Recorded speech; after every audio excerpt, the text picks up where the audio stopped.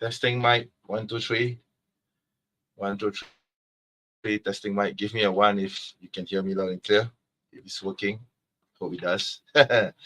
Yes. Yeah. So let me switch on the camera now. And yeah. Yeah. Don't mind the background. That's my son, by the way. Yeah. So is everyone in the house? Okay. I guess you are. Okay. Um, So yeah, so Assalamualaikum warahmatullahi wabarakatuh, brothers and sisters in Islam. Welcome to your favorite Muslim apologist, and I'm your host, MENJ. And of course, as we all know, today is, well, for some countries at least, it's Eid. Okay, so before we begin, we of course, I will of course read the takbiratul Eid. Okay, so Allahu Akbar, Allahu Akbar, Allahu Akbar, walillahil hamd. Allahu Akbar kabira, walhamdulillahi kasira, wa subhanallahi bu'rata wa asila. La ilaha illallah wahdah, sadaqa wa'dah, wa nasara abdah, wa izza jundahu wa hazamal ahzaba wahdah. La ilaha illallah wa la na'budu illa iya muhlisina lahuddin. Walau karihal kafirun. La ilaha illallah wallahu akbar. Allahu akbar walillahil hamd. So this is of course quite an impromptu live stream. I apologize for not announcing it much earlier because I was actually banned from YouTube for the past week. I actually had a copyright, not a copyright strike. Sorry, it's a violation strike, which basically forced me to be offline from YouTube for the past week or so. So I was unable to actually upload anything. But Alhamdulillah, fortunately, because I guess it's because of the miracle of Eid, I'm back. All right. So like I said, don't mind the background. That's my son jumping on the bed. Anyway, before we begin, we actually have a special guest, by the way. Okay. So he's an old friend, although sometimes quite annoying, right? At times. He can be quite annoying at times, but I do appreciate his presence and his knowledge of the Deen, especially with regards to apologetics. He has been involved in apologetics for quite a long while, almost as long as I have, although I'm actually much earlier in presence online. He's probably laughing in the background now, but I will bring him on. But before we do that, of course, cue in intro.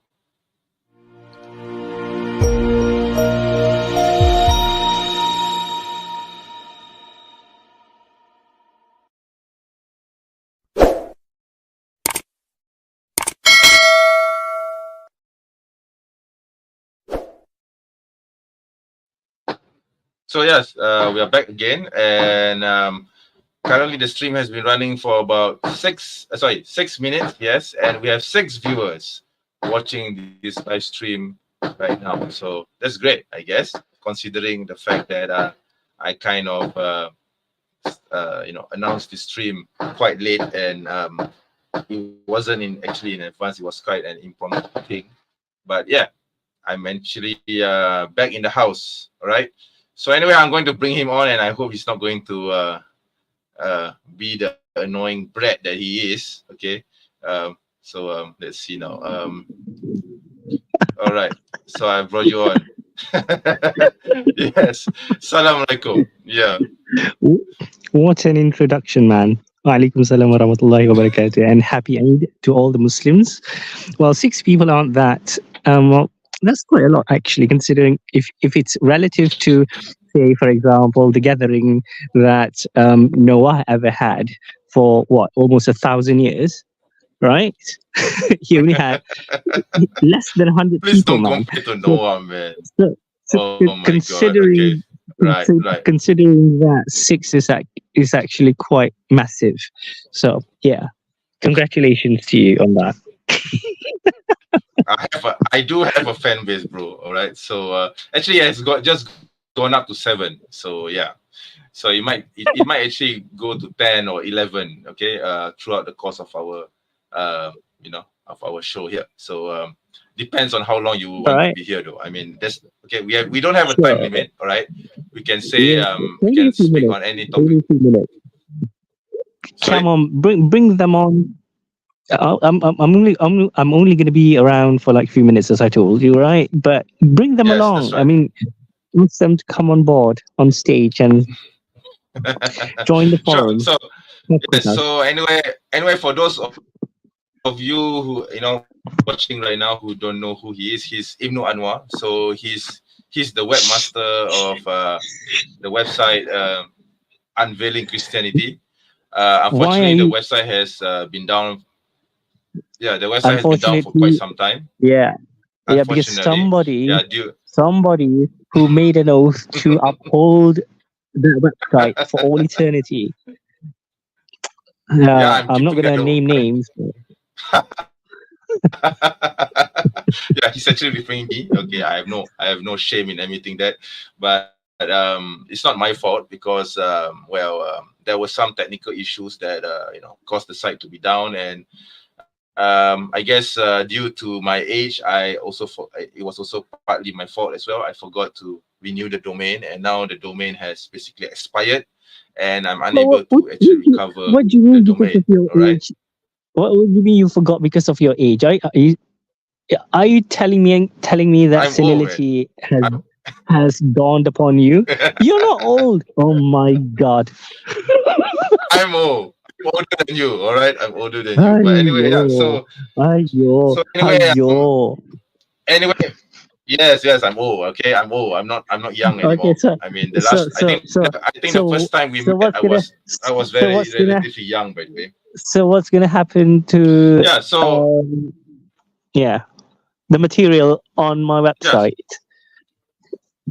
So basically, what I'm planning or thinking of doing is I would like to merge your content with the existing website, my website, basically, which is Bismika or Huma.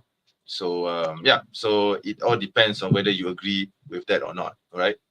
Obviously, there are Mm, some material on your site which I don't think would be fit for publication, okay, because it's quite short. Some of them are actually quite short paragraphs or basically yeah. opinions which are not exactly useful for for a larger audience. So those might need to be removed. Okay, but I guess that's also pending upon your agreement as well. So yeah. So what do you say to that? I'm not going to say anything. It is tentative to you having something tangible for me to evaluate and gauge as to whether anything that I've written in the past should be allowed Yeah, to appear on your platform. yeah, yeah. So that is exactly what I will do. All right. So you need to give me some time to reorganize everything because your material, some of your material actually overlap with mine, but it's all right because I think two heads are better than one, anyways. So I'm thinking of doing is that I will create a landing page for your content, and some of the content Mm. that you have written, I will crisscross that with mine, and yeah, it will be a huge site. It will actually exponentially, of course, it will benefit Bismika, but also it will benefit you as well because your writings will be back online. Yeah,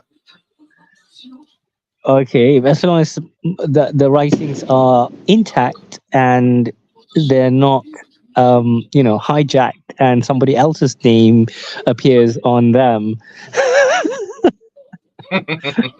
don't worry. It will be it will be intact. So yeah. So anyway, by the way, the brother's name is Ibnu Anwar. So by the way, brother Ibnu Anwar, what have you been up to these days? Do let us know. Yeah. That's classified information. If I told you, then I might have to, you know, you might not be around anymore tomorrow. So, you know. Let's not talk about the crucifixion. You know that we have serious disagreements on that. Let's find something which we can agree on, Oh, right? Like yeah, yeah, find yeah. We can talk biblical about the text that can crucifixion if resolve you like. this. Okay. We can talk about the crucifixion if you like. But No, I before don't. that, I don't want. somebody I don't somebody in want to talk text, about it. somebody in text, I think by the name of Adam87 says, "I'm not religious, just like your personality, and here to boost your views." So this is a person that's not religious, that's here just to boost your ratings. Do you know that Yeah, person? I have no idea who he is, but I have no complaints because I'm not here to judge anyone. All right, so let Okay. it be what it is. All right. Well, maybe the Yeah. person, Okay. the So individual who somehow likes your personality has questions and might like to ask a few things that you might like to entertain. yeah, I don't know. I really have no idea. But let's just go with the flow. All right. Yeah. Okay. Okay. So yeah. So anyway, before we start our conversation, give me some time to read out loud the comments, because I think the viewers here have been waiting for quite some time. Let's acknowledge their presence. So okay. So this is from Brother Sydney Football TV. Okay. Assalamualaikum. Waalaikumsalam warahmatullah. And Sydney Football TV again. Eid Mubarak. Yes, Eid Mubarak to you. Okay. What have you feasted on today? Well, today, okay, why don't you go with that first, Ibn Anwar? No, What have the you feasted question on was today? directed to you. The question was directed to you, so I'm you curious. shall. I know, Oh, but come on. I'm curious to know, what have you feasted on today? But you know already. You know already. the viewers don't, man. I mean, they just share with the viewers, man. Yeah. You know what I feasted on so specifically, as I've posted the pictures on my Facebook. Oh my god. Okay, Okay. first All of right. all, All right. Okay. Go ahead. Yeah. Go ahead. Just say it, man. Yeah. yeah. So my Go first ahead. meal of the day was a McDonald's meal, right? Specifically, Oh my god. Okay. chicken spicy deluxe, which was absolutely, oh my goodness, I know it's out delicious. of this world. It is out of this world. I agree with you. Yeah. No complaints. Move With a along. side, Yeah. with, Go ahead. with a side of French fries and a paper cup of what do you call that, Coke. After that, I had like some pastry from this bakery place called Kaka. Yeah, that, did you hear that? A blast. Yeah, Malay boys are blasting the sky with fireworks. It's not allowed, but they still do it. See, there Yeah, you we go have that here again. as well. Okay, I yeah, can't quite hear anything from your side, but I know that people are playing fireworks right now. Anyway, it's the same thing here. Yeah. yeah, Yeah. yeah, Yeah. yep.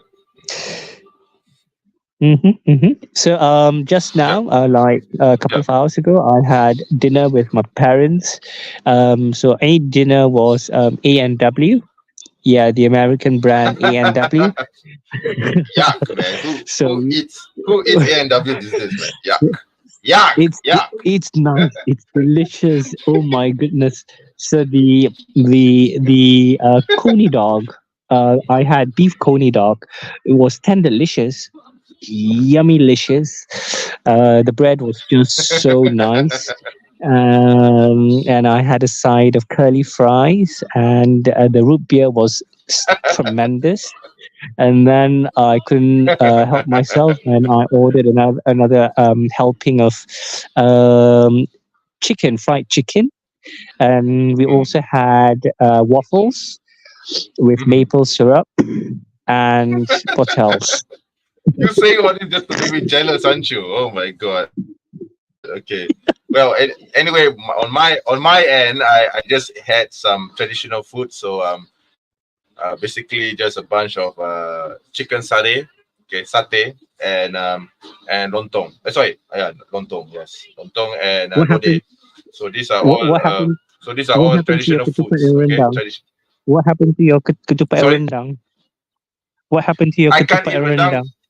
I can't eat Why rendang not? because I have gout. So I can't eat rendang. Okay, You unfortunately can it's have a something. little bit. Unfortunately, What's it's lode? something I have Explain to the to. viewers. Explain to the I viewers what's lode. Come on, you know That what lodeh is, no, I man. don't. I don't. Honestly, I don't. It sounds so exotic. So fill us in with it. Okay, I mean, as fine. in, tell us about it.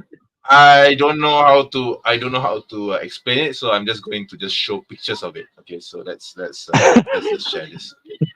Okay, Okay, I show don't know me how as to well. explain it because I only know how. What's loaded? Yes, here you go. Right. Oh, come on, you know Where? what Lode is, man. Okay, Well, if this I is see Lode. it, then I might know it. Huh? Yeah, I see like a this is bunch of Lode. dishes.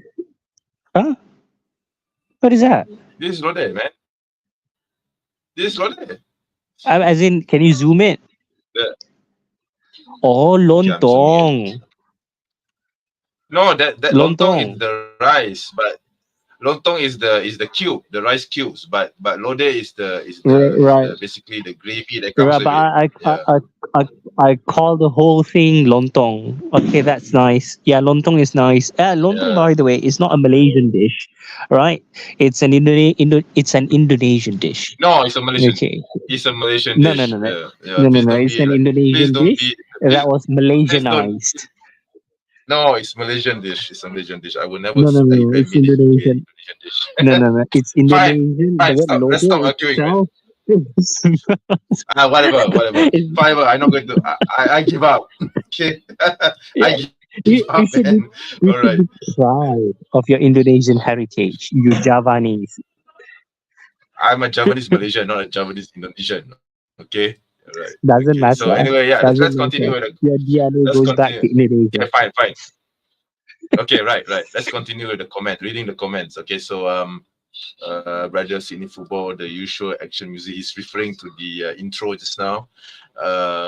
Brother, this guy Adam, he heard me. Where's your face? My face is here. Assalamualaikum, Emmy and Jason. I don't think No. he can hear you though. He's watching his show. I'm sorry. Tell your son to say free Palestine. Okay, Ryan, Derek Kwak, say free Palestine. He's not listening to me. He doesn't want to do it. Okay, no, I'm sorry. He doesn't want to. He's in a sleepy mode. Man, he's saying under the blanket. He's saying, "I don't like you, Dad. Shut up, please." Never mind. It's fine. Let him do what he wants to do. I'm not religious, just like your personality, and I'm here to boost your views. Well, I appreciate the support, man. See, look at this, Ibnu Anwar. I do have fans. Okay, unlike you.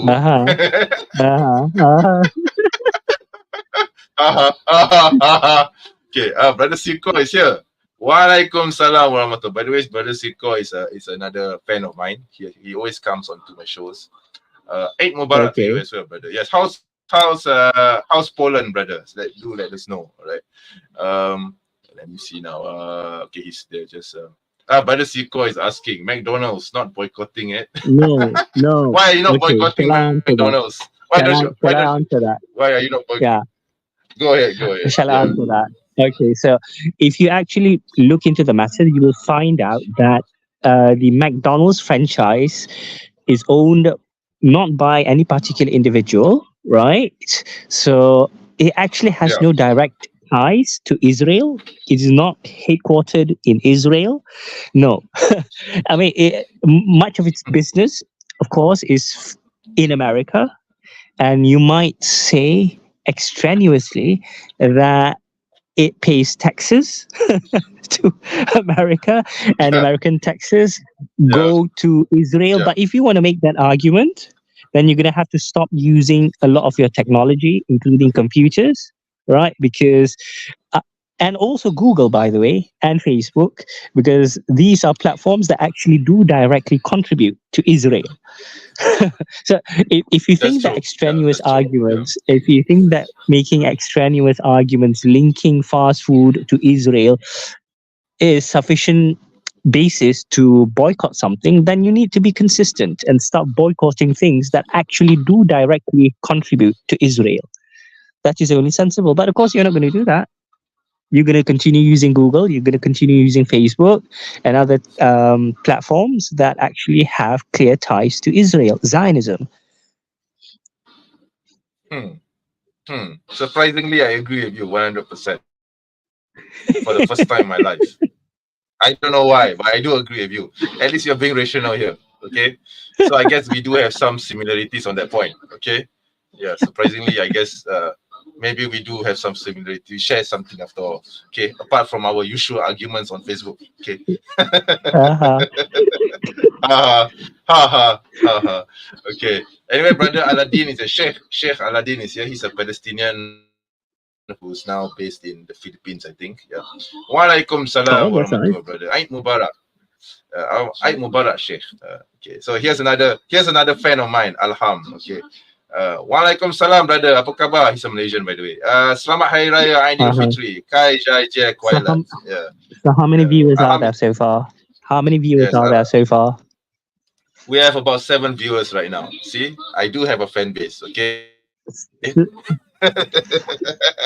Still 7 viewers. Okay.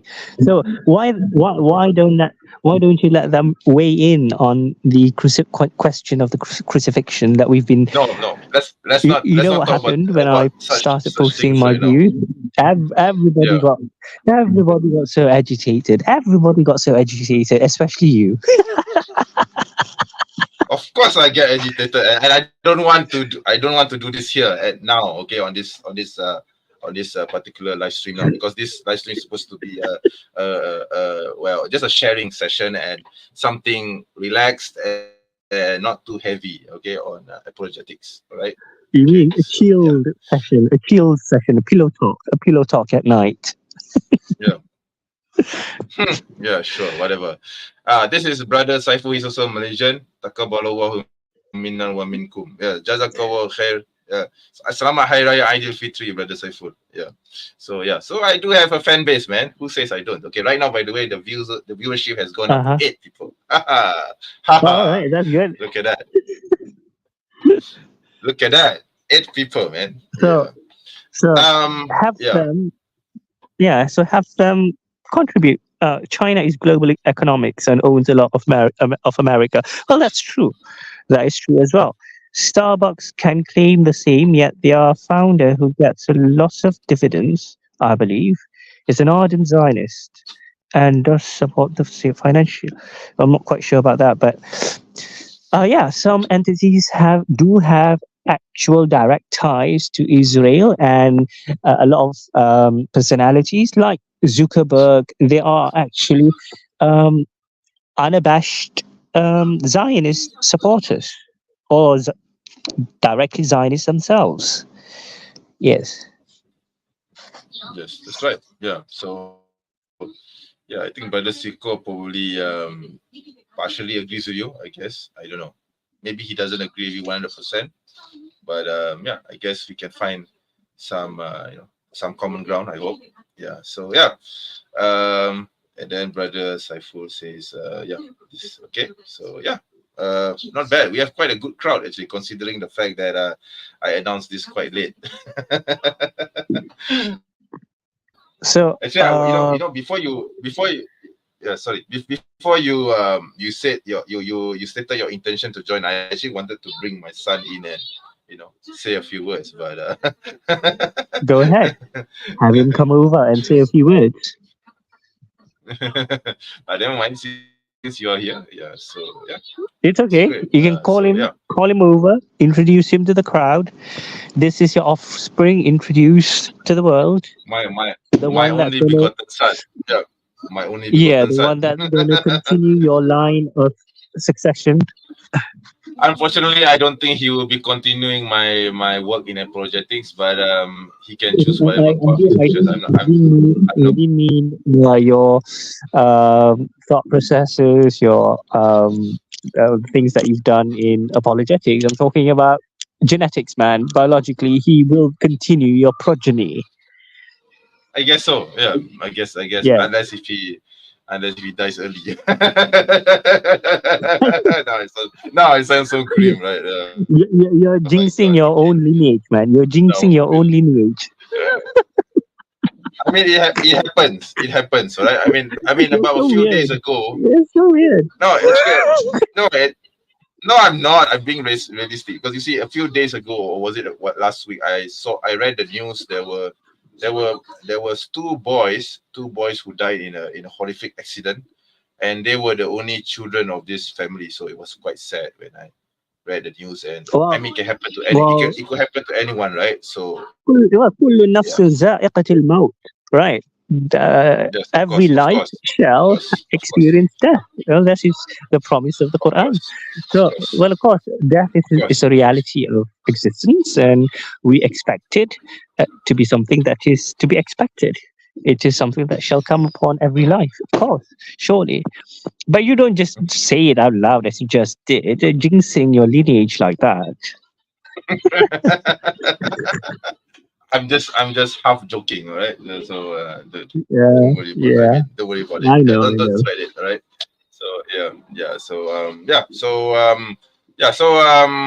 So anything else going on in your life? Are you still involved in apologetics? I know that at one point you were very active in Zoom debates, but I don't know, somehow you just uh disappeared from the scene. What is there any particular Yeah, reason because why yeah, you I got did that? bored of it. Yeah.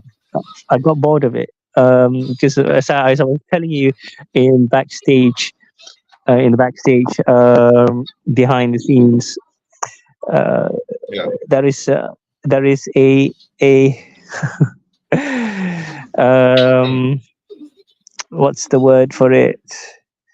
The word escapes me now, but basically there's a lack of sophistication in a lot of the thinking, the arguments that you find in contemporary apologetics, I find anyway. I'm not surprised because I think it's everywhere. Okay, I mean even the psychopath David Wood shows such symptoms anyway, so not surprising to me at all. The only difference is that he has a large following, and I unfortunately I don't. Okay, that's the only reason why his unsophisticated views are quite popular with the crowd. No, Yeah, I'm just that saying slump from the crowd. across the board, it's just harrowingly disheartening. Well, look, for example, if take for example that guy that went to Qatar. I'm not going to name names, right? So Qatar hosted him. I'm not going to name names. So he had a very large audience, Okay. and yeah, everybody cheered him. Wonderful project that it was supposed to. So he went up there as he did. What did he do? Yeah, a lot of the things that he spoke on were fake news, man. For example, when one poor lady came up to the microphone to ask him questions, what did he do? He shouted the girl down. Poor lady. And I mean, it's question and answer time, not debating time. It was like he was. Hmm. And the things that he imparted to her and everybody present, much of it was inaccurate and totally false. So, for example, when he was simply regurgitating old Ahmadida material like John 1:1, Hmm. I pointed this out Yeah. on Facebook. Yeah. Uh, Yeah. sh- shall I divulge details? So Go what ahead. did he As long say? as you don't You name know him. whom Yeah. whom As long I'm as you don't name him. speaking? Yeah. Yeah, Not exactly, but yeah, yeah. just So but please John don't one name one, names. Yeah. Yeah. John 1:1. So it's basically John 1:1 doesn't support the divinity of Jesus. Why? Because supposedly it says in the beginning was the Word, and the Word was with God, and the Word was a God, as in a small God. Why a small God? Because the first Okay. time God is mentioned in that verse, it is Otheos with a definite article O and the noun Theos, meaning the God. And then the Okay. second time God is mentioned there, it is Ton Theos, which means a God, small g. Mm. So you have big Mm. God, as in the one and only God, and then you have a God, as in Yeah. symbolic God, a I've metaphorical heard that. God, not I've a heard real God. So I've that heard this argument before.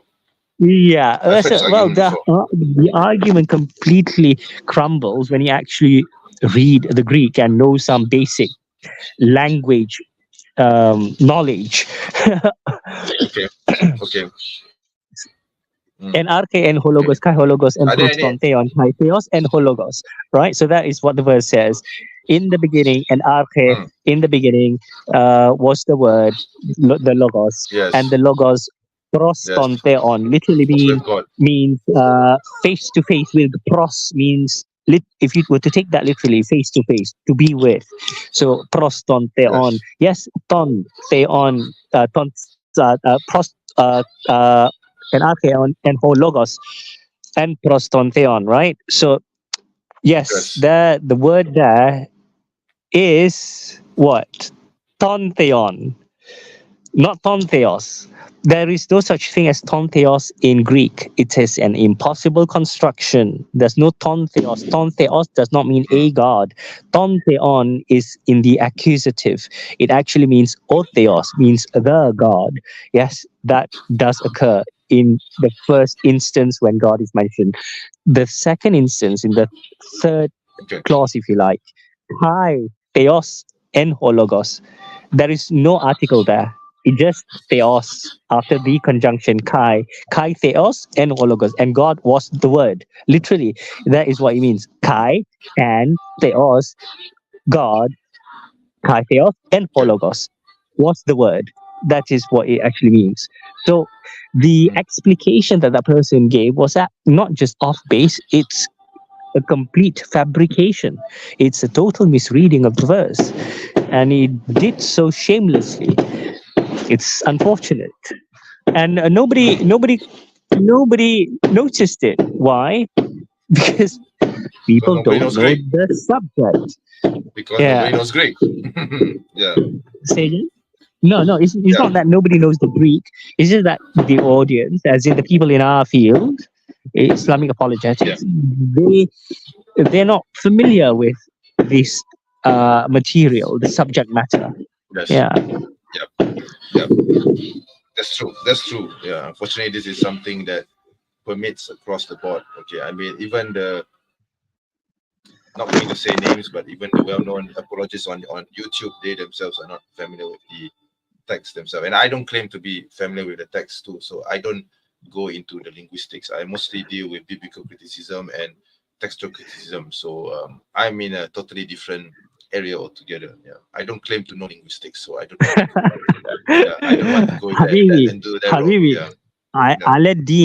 Aladdin Dawah here says, please tell your guest I'm willing to discuss with him about the cross fiction anywhere, anywhere, he means, inshallah. So he will school me. No, Do I know this person? no, I don't want. Probably you do. I'm not sure because he has the experience of dealing with Christian splints, by the way. So yeah, the Sheikh Oh, has some oh. experience in that. So yeah, but I don't intend for this to be a debating platform yet. Okay, Of course this is not. not a Of Q&A. course It's not. not my usual Q&A Yeah. session. So this is But just like the title so says, it's just to celebrate a difference of opinion, and that's it. yeah. Yeah. Well, that's good. So the verse وَقَوْلِهِمْ إِنَّا قَتَلْنَا الْمَسِيحُ عِيسَى بْنُ مَرْيَمَ, right? مَا قَتَلُهُ وَمَا صَلَبُوهُ وَلَكِنْ شُبِّهَ لَهُمْ. That is the verse. Surah An-Nisa, verse number 157. So my Yeah. basic contention in the beginning, whenever this verse comes by, is that we're dealing with one of the mutashabihat. It is not a muhkam verse. This is not part of the muhkamat. The very fact that you require assistance in understanding waqawlihim, we don't have to go way into the text first. To understand waqawlihim, there, ma ma'ana waqawlihim, what is the meaning of وَقَوْلِهِمْ in that verse, we cannot understand it from the verse itself. We have to look at the context. We have to look at other things. We have to insert meaning into what is not already there. Once you do that, once there is any form of ta'wil upon a word or a phrase in a text, it becomes zonni by definition. It does not anymore it is no longer treated as qat'i. Okay. Hello. You still there? Hello. Oops, what happened? Hello. Oh my God. Okay, he dropped off. Okay. Anyway, you can come back if you wish. And let me message him. You dropped off. You dropped off. Okay, I think he's back. Yeah. Oh, what happened? you were cut off midway. What happened? Yeah, okay. So, yeah, I think I got disconnected a little bit. So, where was I? Okay. What was the last thing that I said that you heard? You said that this was not cutting. Yeah, it is not qat'i. Why? Qat'i, by definition, is anything that requires interpretation assisted by information beyond the text. So, in order for you to know, waqawlihim here is the Yahud. The Yahud is waqawlihim. The Jews are the ones that are saying you have to go beyond the verse. Okay. Once you've done that, it becomes mutashabihat. Once it becomes mutashabihat, then a conglomeration of ideas are welcomed because it is no longer restricted. But of course, we don't just willy-nilly interpret. There are principles that are to be observed. Okay, I'll stop you there because I don't want this to go any further than necessary. Otherwise, you're going to have a serious argument together. Okay, against you. It's not just going to be Sheikh Aladdin against you. It's going to be me against you as well. So please don't stop. Let's stop. I know. Right? Okay. I know. Okay. Let's stop that. In fact, Sheikh Aladdin asked, "Is your guest Muslim or Christian?" He's a Muslim. Okay, he's a Muslim. Although I don't agree with his interpretation of Surah Nisa verse 157, but he's still a Muslim. Okay. Right, so yeah. Okay. I think I answered that. So okay. Dr. Shadi, you know Dr. Shadi, right? Yes, Graduate Shadi of Al-Azhar. yes, I know him. Yeah, so somebody asked him. Yes, I know Shadi Al-Masri. Yeah. Somebody asked him the question, if someone understands the crucifixion as being that, I mean, if someone understands 4157 as someone, sorry, let me rephrase that. If a Muslim understands 4157 as Jesus having been crucified, does he become a kafir? He said no, he doesn't. His interpretation is wrong. Of course, he subscribed to the consensus view, if I'm not mistaken, the substitution theory, as you yourself do. Of course I do. He rightly says, if you have an interpretation that doesn't agree with the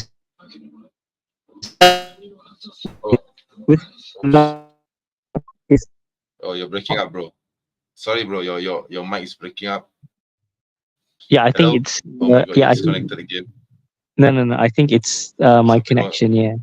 Yeah, it's my connection. Oh, okay, all right. Yeah, let's. Okay, all right. Yeah. So let's summarize what you need to say. Yeah. Yeah, I think you heard the gist of it. That to have a view different from the so-called consensus view, the mainstream view with regards to 4157, is not an act of kufr. It may be regarded as a sort of misguidance, but it is not blasphemy. It is not blasphemy because even the Mu'tazila, if they misinterpret the verse, as long as they actually take the verse as divine, then they remain within the fold of Islam. They have a wrong interpretation, but they remain Muslim.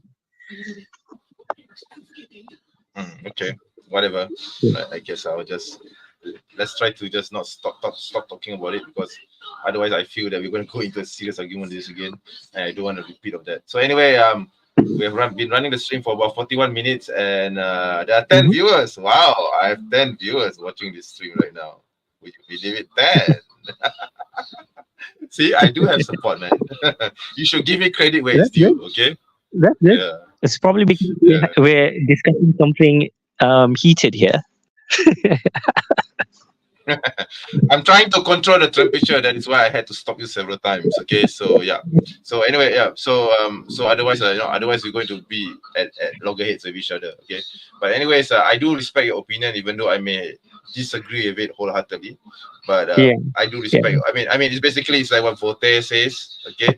So it's like what Voltaire says. I mean, I disagree with what you say, but I will allow you to say what you say. Right? Yeah. Okay. So yeah. I think the Sheikh is upset. You see, you have brought out the Sheikh, man. See? Yeah, you have brought out the Sheikh. I kind of knew that. I'm I reading kind his of knew comment. that this is going to happen, right? Yeah, yeah. Please better stop misreading. Let me try to answer his ignorance. It sounds like the innovator. No, Aki. I mean, we don't have to agree with what he says. Okay, my position is that I don't agree with what he says about the crucifixion of Jesus at all. But let him say what he needs to say, and we can agree to disagree, right? Yeah. And then yeah, he did ask you for this though, so maybe you would like to answer this. I don't know. No, you do realize, Aladdin, that this verse is not prophetically explicated. The Prophet sallallahu alaihi wasallam did not explain this verse. The best that we have is the interpretation of Ibn Abbas, right? That is the best that we have from the so-called Salaf Saleh, and one of the few. And Which I quoted to you, by the way.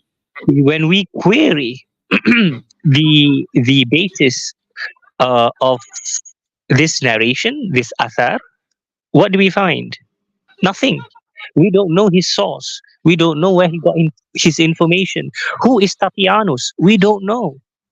Nobody heard of Tatianus before this narration, so we don't know who Tatianus is. Right? It is a very strange story. So strange, in fact, that Fakhruddin Ar-Razi rejected, just as he rejected the other versions of the substitution theory, saying that they are inherently conflicting. And so he summarily rejected them in his tafsir. Okay. Yeah. Okay. I'll stop you Yeah. there. Please don't rile up my audience. Okay. Okay. I don't want my audience to be riled up. Okay. Yeah, so Right. we can talk Yeah. about something else. With all due respect to you, I don't want them to be riled up. Okay. So yeah.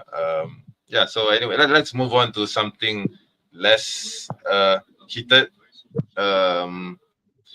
Yeah. So what do you think of the current state of Christian apologetics, especially their arguments against Islam? I think there was this one particular polemic that they have been circulating, which is that they accused the Prophet of having no miracles, of not being able to do any other miracle. So, what do you think would be your opinion on that? Well, that is, of course, absolutely false. Following the Islamic tradition, we have plenty of miracles from the Prophet.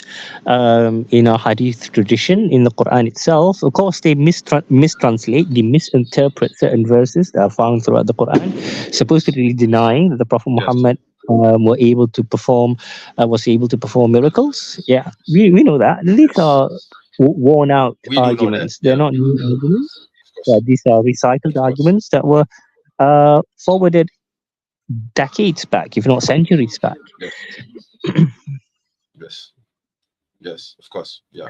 I mean, we have so many sources in the hadith which lists out the Prophet's miracles, and these are not weak hadith, these are authentic hadith. And we even have some miracles, at least two of them mentioned in the Quran, which is basically the splitting of the moon and also Isra wal Mi'raj. So yeah, so this is pretty much evidence from the Quran itself. So these Christians, I think they are desperate. Yeah. What do you say? What do you think? Yeah. No, I just told you what I think. I mean, any more additional thoughts to that? Yeah. You want to delve deeper into it? Yeah, that's right. Yeah. Why? Give me examples of their denial. They will quote verses from the Quran saying that the Prophet, this Quran is the miracle. I think that there's a whole list of it. I think Samuel Green. I think you're familiar with the name Samuel Green. I think he has a list of it. Yeah, he listed this out. Yeah. Anyway, have you ever crossed paths with Samuel Green before? Anyway, I'm just curious. Yeah, he wrote refutations on against some of my articles. What you've forgotten? That's a whole section dedicated to Ibn Anwar on Islam. Yeah, it's the largest after Basam Modi. What? Oh, I mean, have you ever dealt with him directly? I mean, not I'm not talking No, about answering Islam. I mean, on Facebook or anywhere else. not in person. No, Oh, I see. only Yeah, because yeah. only Okay. All right. Okay. So yeah. So anyways, yeah. So anything else you want to say before I let you go? It's up to you. If you want to stay on or if you want to leave, because you did say that you wanted to leave earlier. yeah. It got interesting. I got hooked, I guess. Well, a couple of minutes more, I guess. Yeah, it's already Okay. midnight. Up to you. Up to you. I'm not going to stop you from going on. Yeah. Go ahead. Yeah. But why don't you invite Aladdin to the forum? Because he says that he wants to come to the mic. It's going to. I know for the fact that he's going to force you to say things that I don't want to hear, and it's going to cause a huge rift between you two, and I don't want that. Okay, I really don't want that to happen. Not on my platform, man. If you guys want to duke it out, do it elsewhere, but not on my space. Okay, I am for peace and unity among apologists, regardless of what your viewpoints are. I mean, I have my salaf positions. I especially admit that I adhere to the manhaj as salaf. Okay, you're on a different strain, obviously. Okay, but I don't want this to be a reason for us to be at loggerheads with each other. Okay, I don't like that. I've seen this happening, on YouTube between several famous YouTubers. I don't want to mention names. Okay, but there has been a rift between several YouTube personalities, and I don't want to be a cause or reason for that to happen here. So no, the answer is it's not going to happen. Okay, not on my watch. Okay, But if you but if just you guys want to duke it just out, for the yeah, just for the record, I do know the narrations that he's referring to, right? That he thinks mm, are narrations whereby 4157 is interpreted, but he would be wrong because those narrations were not made.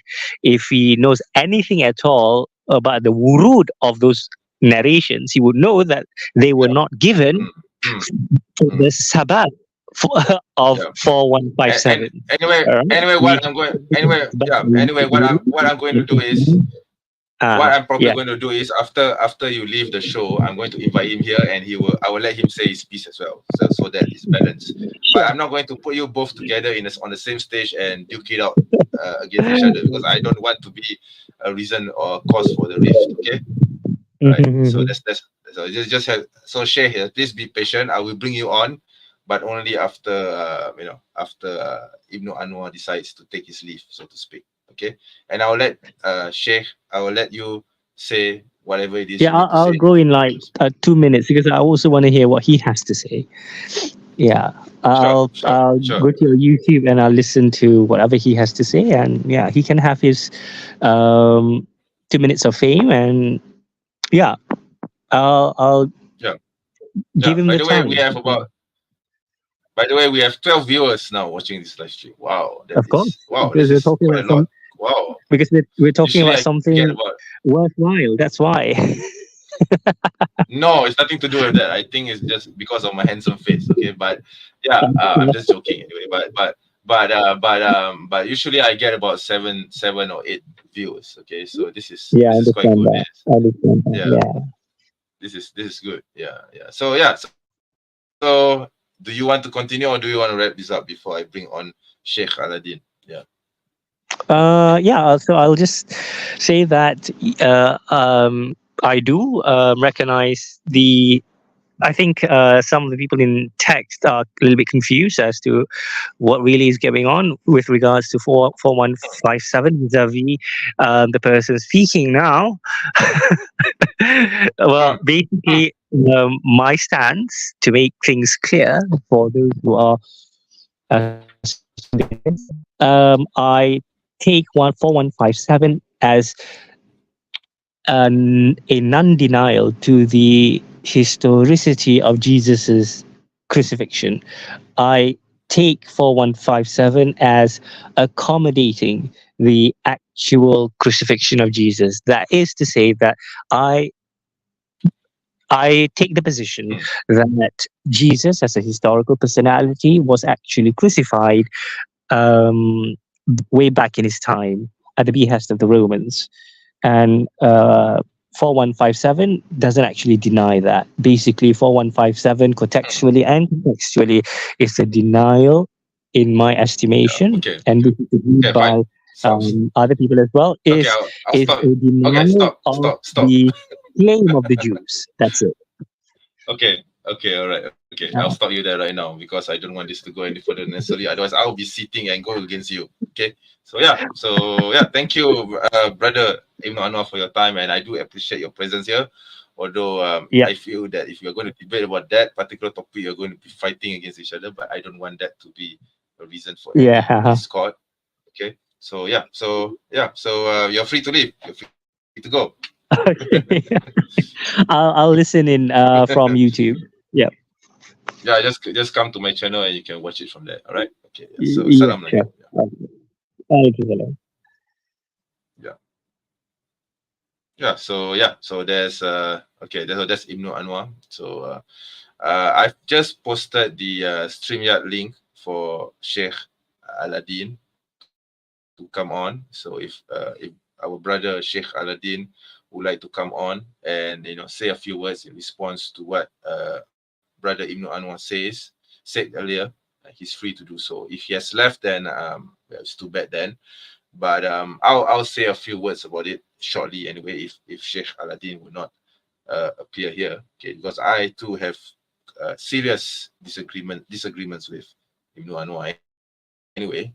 Okay, even though I do appreciate his contributions to apologetics.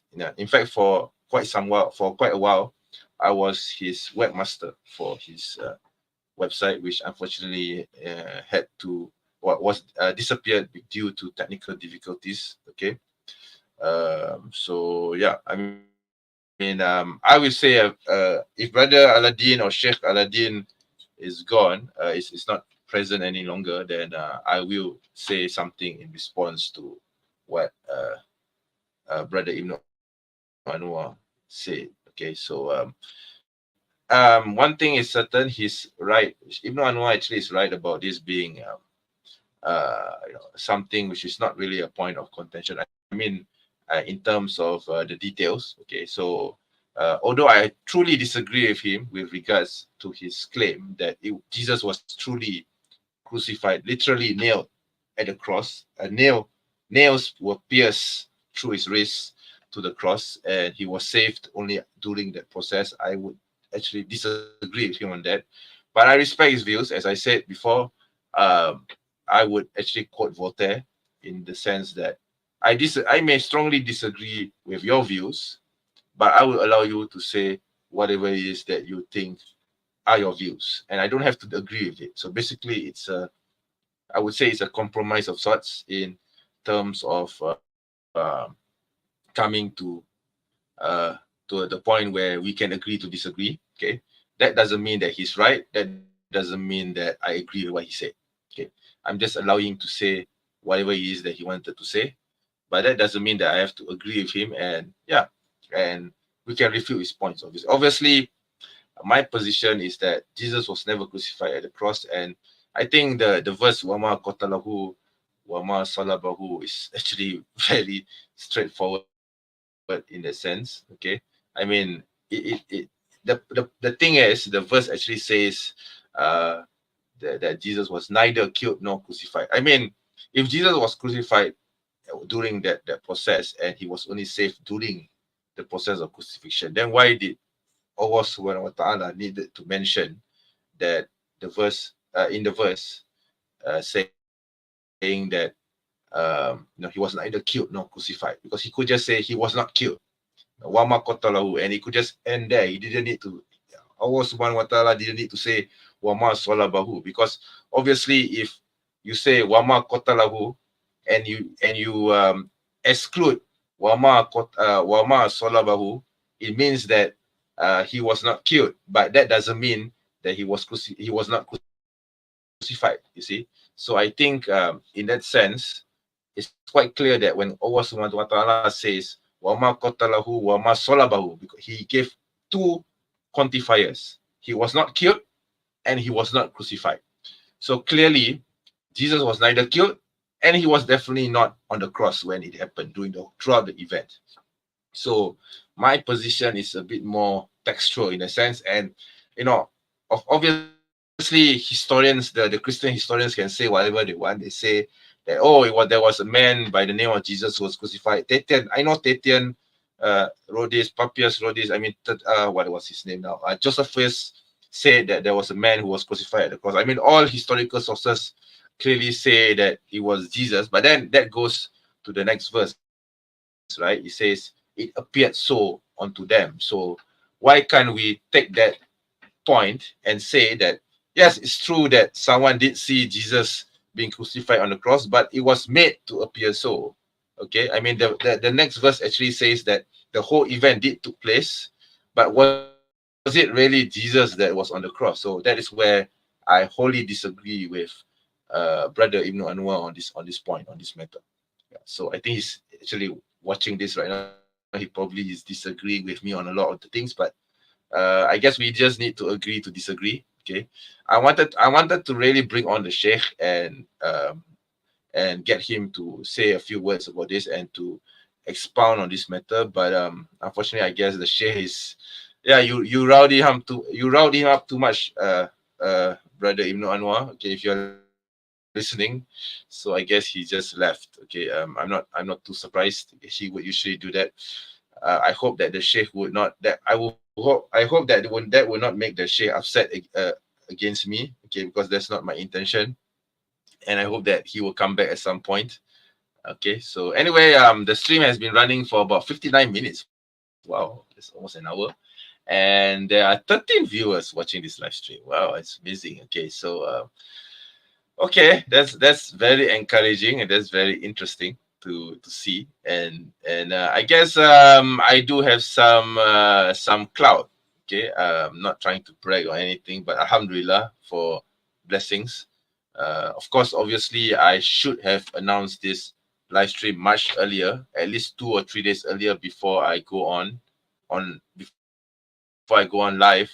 But unfortunately, as I mentioned in the early part of this stream, I was actually banned from YouTube. I was unable to upload or stream anything on my channel for the past week.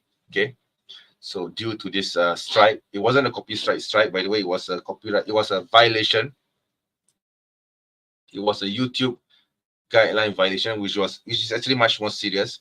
But when I looked it up, it was actually very. I mean, to YouTube, it was very serious that it warranted a strike. But when I actually checked my post, as it turned out, it wasn't me posting. It was just me sharing something from another channel.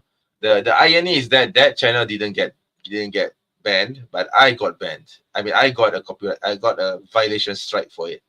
So I really don't understand what's up with YouTube moderation. Okay, I think sometimes they have gone bonkers. Okay, all right.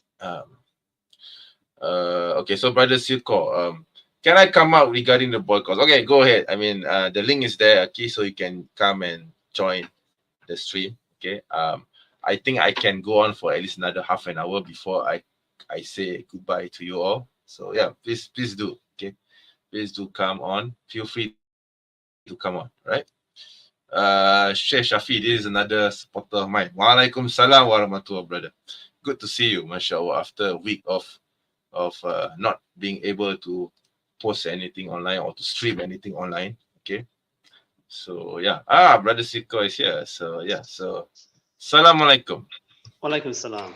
Eid Mubarak. Yes. Eid Mubarak to you. So how's Poland, and is it already Eid in Poland, by the way? Or will it be tomorrow? No, it's today. Today for us. I went Okay. Okay. to the mosque this morning. It was packed out more than it was in Jummah last Friday. So MashaAllah, wonderful to hear. That's so wonderful to hear. MashaAllah. Yes, it's great. So I guess you heard the discussion, or I don't know, debate. It wasn't a debate. It was more of a discussion that I had with a friendly chat. Okay, a friendly chat that I had with Ibn Anwar. So he believes that Jesus was truly crucified on the cross in spite of Surah An-Nisa verse 157. Obviously I disagree with it. Okay, obviously Sheikh Aladdin disagree with so much that he got upset and he left. Oh my god, why did he need to leave? Okay, I wanted to give him the chance to say something anyway. It's not that I didn't want to shut him out, but I knew that if I had put him on together with Ibn Anwar, they are going to have a huge argument. So I didn't want that. Okay, I think you understand where I'm coming from, right? Yeah, I understand that. I know there is a lot of theories regarding that, and to be honest, my own position is that Allah knows best in this case. I don't take one position or another in this regard. Yeah. On that. I mean, I have to take one because I have been studying Christianity for over 20 years. So obviously I side with the consensus, which is basically Jesus was never crucified on the cross. He was made to appear so. Yeah. That I would say that people think that Jesus was crucified. Yeah.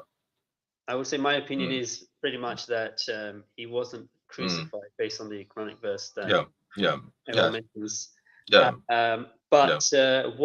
Who was crucified or how it appeared so, in that regard, I am.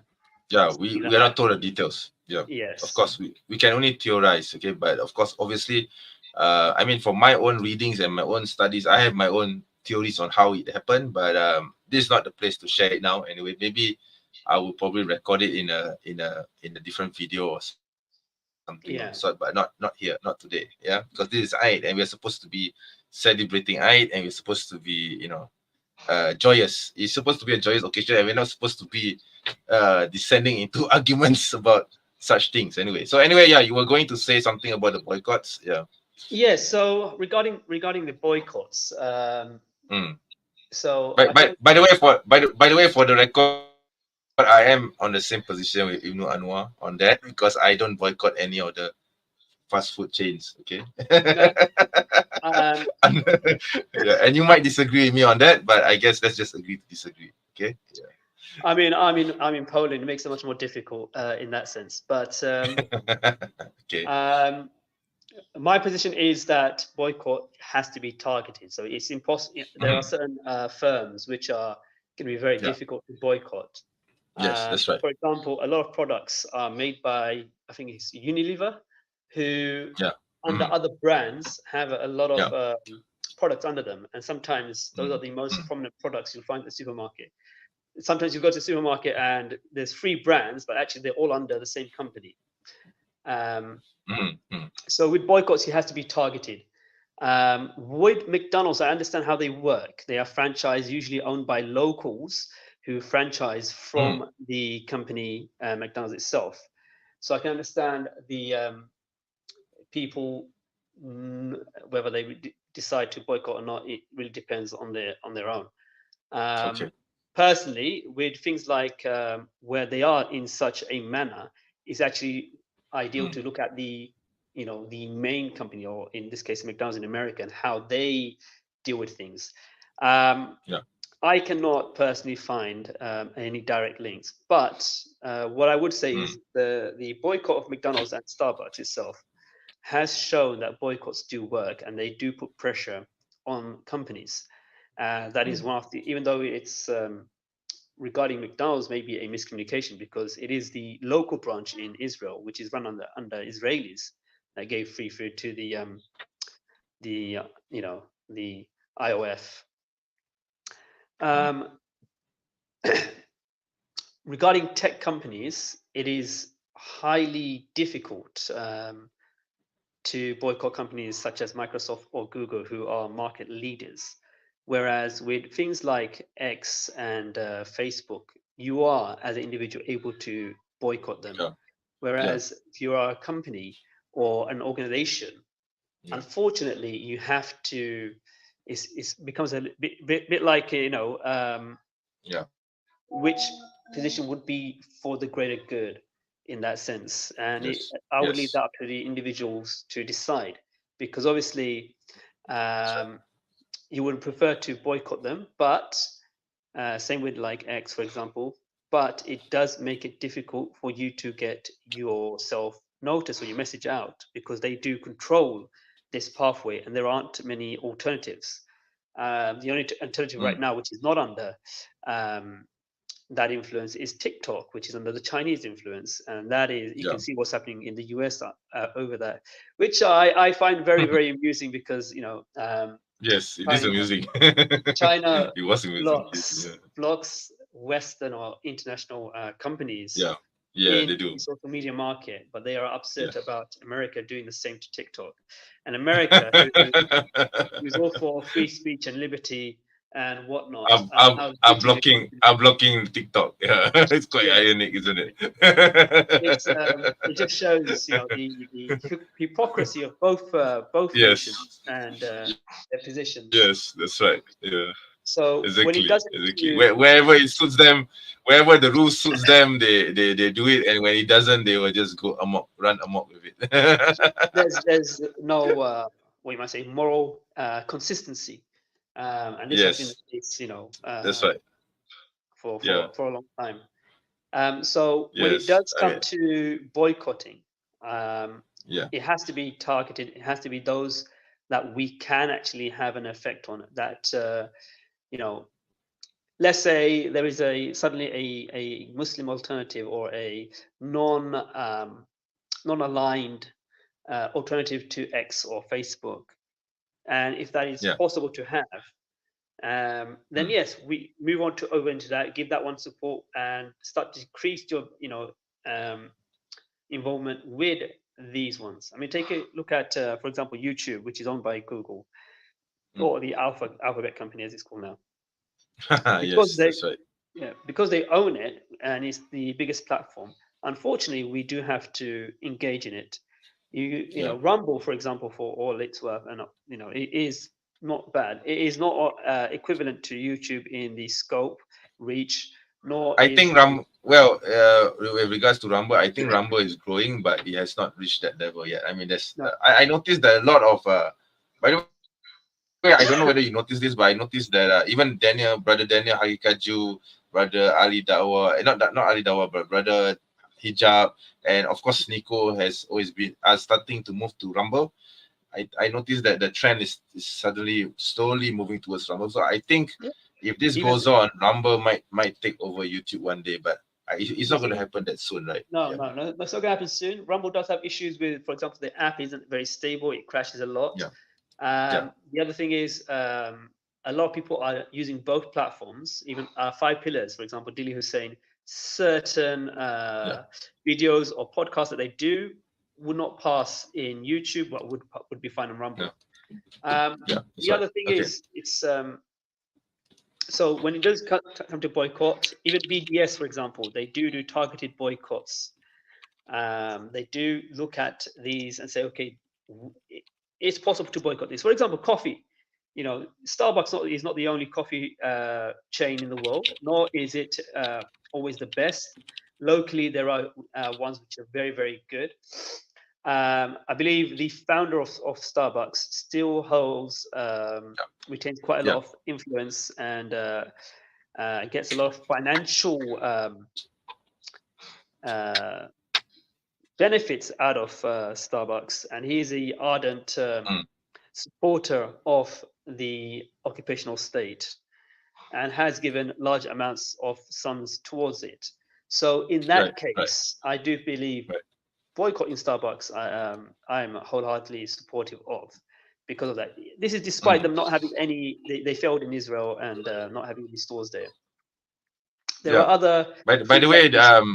by the way, in Malaysia, do you know that Starbucks has been boycotted so badly? They're losing a lot of money. That the owner of Starbucks, I mean, the owner of the franchise in Starbucks, is thinking of taking Starbucks private now in Malaysia because they're losing a lot of money. They're bleeding cash, and they're not getting a lot of business from Malaysians, from the Yeah, Muslims I here. mean, to be honest, that's a good thing Yeah. overall.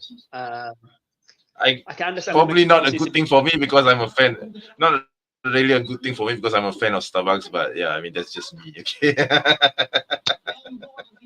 I mean, Yeah. I'll be honest. In Poland here, there's a lot of coffee shops, which some of them Yes. are as good or better than what you might find at Mm, Starbucks. mm, And yeah. when I was in China, Yeah. the explosion of mini local coffee shop franchise, like there's one called Okay. Lucian Coffee, Lucian Cafe. or Latin Cafe, which is becoming quite popular there because the price is quite good. Coffee, some of the stuff not as good as Starbucks, but some of the normal, like latte, mocha, are equipped or better than what you get in the Starbucks. Okay. All right. So yeah, targeted boycotts do work. They have to be against certain companies. They have to be things that we can actually make a difference in. So I can understand, for example, the brother was saying like you should boycott all of them. Okay, it's not an all or none situation. Okay, and the reason for that is there are certain things we can influence on. There are certain things that's close to being a monopoly that you can't really do anything about it.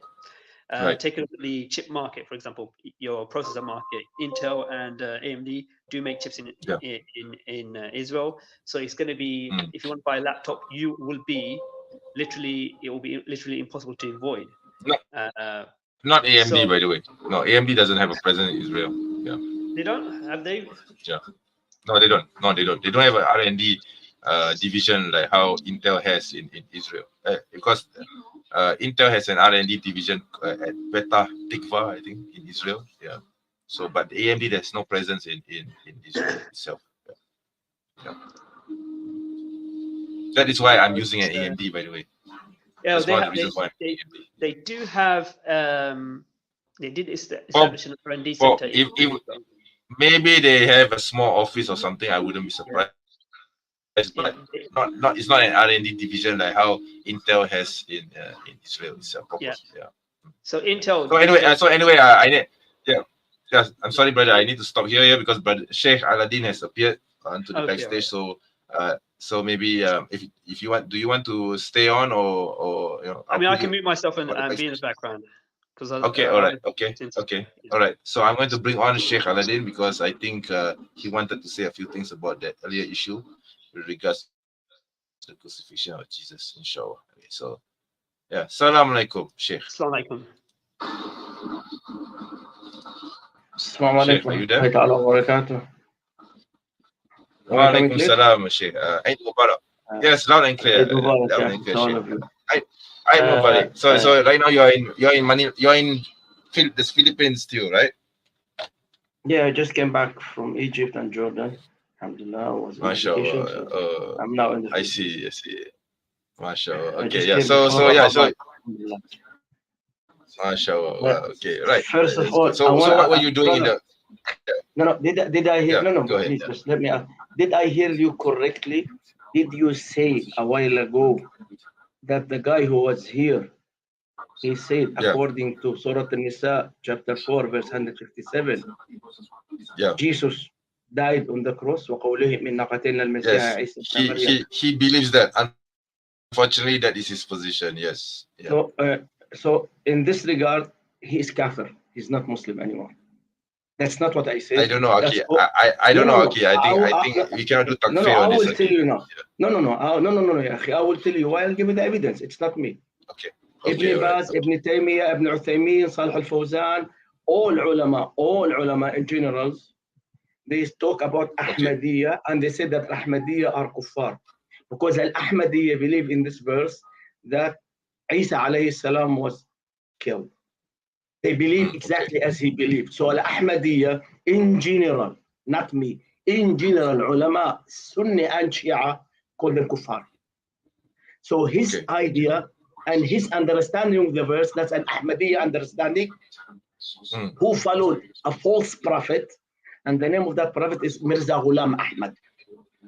Yeah. So who claimed to be prophet after Prophet Muhammad, and he received the revelation from Allah, and he is the Jesus. He came back, and he is Al-Mahdi. So therefore, they're kuffar. So this brother, whoever came with you, I hope that next time you will not let him speak because he will misguide. He is kafir. Don't call him Muslim. That's what ulama says, not me. Yeah, okay, that's number one. Anyway, let's not make such takfirs yet. So anyway, let's go to the topic. No, I never make takfir. I say what ulama says about Al-Ahmadiyya and Mirza Ghulam Ahmad. And if you know Sheikh Adnan Rashid, if you know Da'wah Wise, if you know AF Da'wah. Of course, I know them. Yes, yeah. mashallah, Have, yes, I do. have you watched their debate, especially Adnan Rashid, with those Ahmadiyya in regard of this matter for the past 3-4 months? They've been debating it regularly about this verse exactly, this verse only.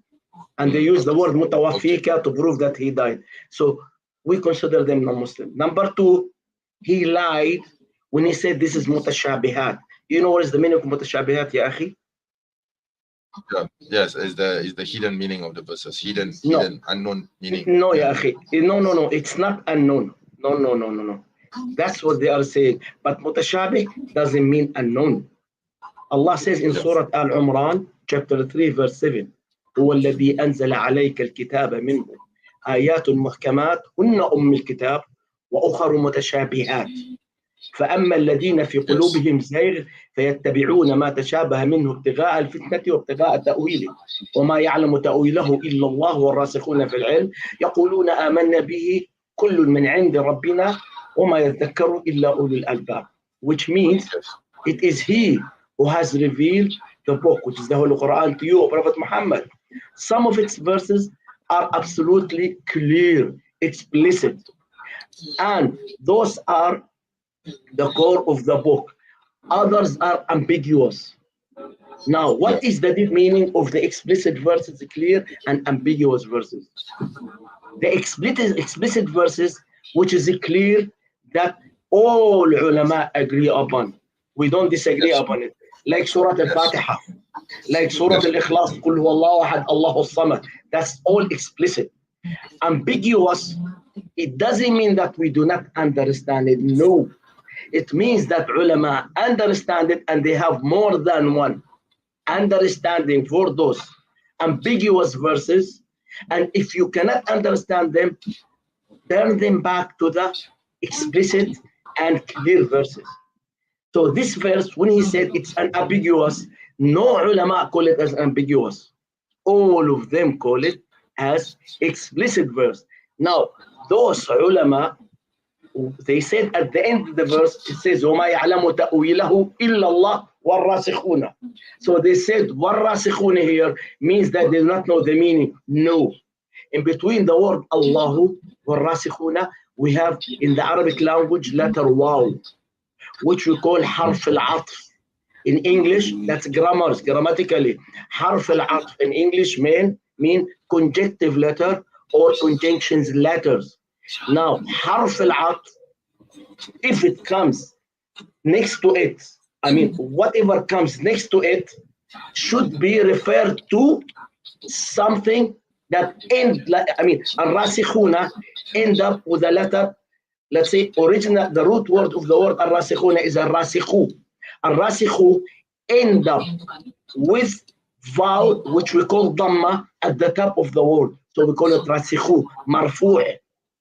It should be referred to the word that end up also ma'tufa ala conjunctive to or attached to the word that end up with vowel at the top also, which we call dhamma.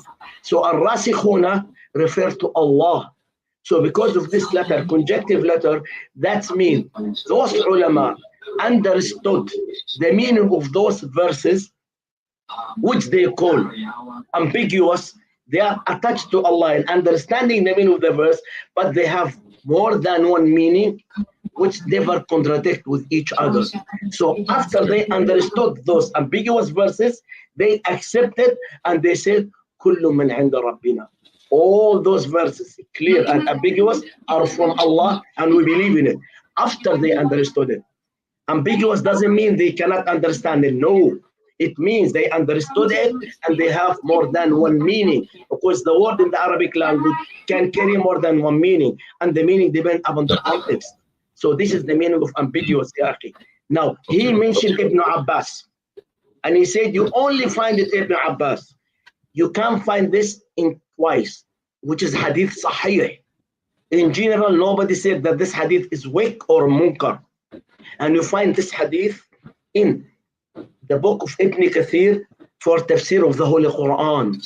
The hadith was said, and Ibn Abbas قال لما أراد الله أن يرفع عيسى إلى السماء خرج على أصحابه وفي البيت 12 رجلا من الحواريين يعني فخرج عليهم من عين في البيت ورأسه يقطر ماء فقال إن منكم من يكفر بي up to the end ثم قال أيكم يلقى عليه شبهي فيقتل مكاني ويكون معي في درجتي في الجنة, which means this is authentic hadith, 100% صحيح hadith. It's not from the ambiguous as, for example, when you go to the Quran, nobody has doubt about this hadith. It is 100% authentic hadith. You can find it in Ibn Kathir, Tafsir al-Quran, and you can find it in Ibn Kathir, his book, Al-Bidayah wa Nihaya, where Jesus says, who among you? We had 20 disciples with them. How are you? He asked them, who among you want my likeness to be put on him and he will be with me in Jannah? The youngest among them stood up. He told him no. Several times he stood up. Then Isa had no choice. So Allah subhanahu wa ta'ala put the likeness of Isa in this young boy of the Hawariyun, young man, and he took the place of Isa. And this is hadith sahih. So this brother twisted the hadith, with all due respect to you, lie about the hadith, and he quote the interpretation of those Ahmadiyya, the followers of the false prophet Mirza Ghulam Ahmad. Nobody says this verse of the Quran is ambiguous. When Allah says وَمَا قَتَلُوهُ, it's very explicit, clear. Allah says they killed him not. وَمَا صَلَبُوهُ, they crucified him not. So this is very explicit, clear. So how come he said it's not clear, it's unclear? So he contradicted and lied about the Holy Quran. So Yahi, I wanted to answer this point that he raised up. And he spoke a lot of things about the Quran, with all the respect to you, out of ignorance. So next time, if you will let such, they will come, they misguide others, please allow us to come and to expose their lies. As simple as that. I allow you to come here to respond to. I did respond to. I think do you hear do you hear my earlier response to him as well? I did respond to him. Yeah, I understood. So, no, I left actually and I came back. But my question for you, Akhi, you allow someone to come and teach kufr? If someone will tell you Isa is Allah and you let him, okay, go. He tried to prove from the Quran that Isa is Allah. Allah says that Isa is word and his ruh. So there, you will just. Of course, we will respond. Yeah, of course we will respond. Yes. So this person is no different. He lied about the Holy Quran. He said Isa. He lied. So no different between him and those kuffar. As simple as that. He made kufr, ya akhi. He made kufr, clear kufr. He denied. He lied about the Holy Quran. And that's it. End of the story. I won't make judgments on him because he's a known associate of me, and I do respect his views. Such other views, by the way, not this particular one, but there are some things that he has contributed to apologetics in the past. Sheikh. So him and I have a long history together. Okay, I know him personally. I know his family personally. So he's quite close to me as well. So I wouldn't take such a position. Okay, it's just that, of course, with regards to Surah An-Nisa, verse 157, obviously we disagree. We are both on the same page, Sheikh. Okay, we both disagree with him. Okay, yeah. I know, ya akhi, I know that you disagree, and I know that you are with me. I know that, ya akhi. But once it comes to Islam, Allah subhanahu wa ta'ala and Prophet Muhammad told us to talk with intellect, to talk according to what Allah says and what Prophet Muhammad says. Allah says in the Holy Quran, فَاسْأَلُوا أَهْلَ الذِّكْرِ إِن كُنْتُمْ لَا تَعْلَمُونَ. He said that 3 times. Ask the people of knowledge, ask scholars, ask ulama. So therefore, when we ask ulama about this verse, they all, al-madhahib al-arba'a, Hanbali, Hanafi, Maliki, Shafi'i, all of them, that this is an explicit, clear verse. So you cannot deny it. Allah subhanahu wa ta'ala said that Prophet Muhammad is Khatim al-Rusul. He is the seal of all prophets, and there is no other prophets after him.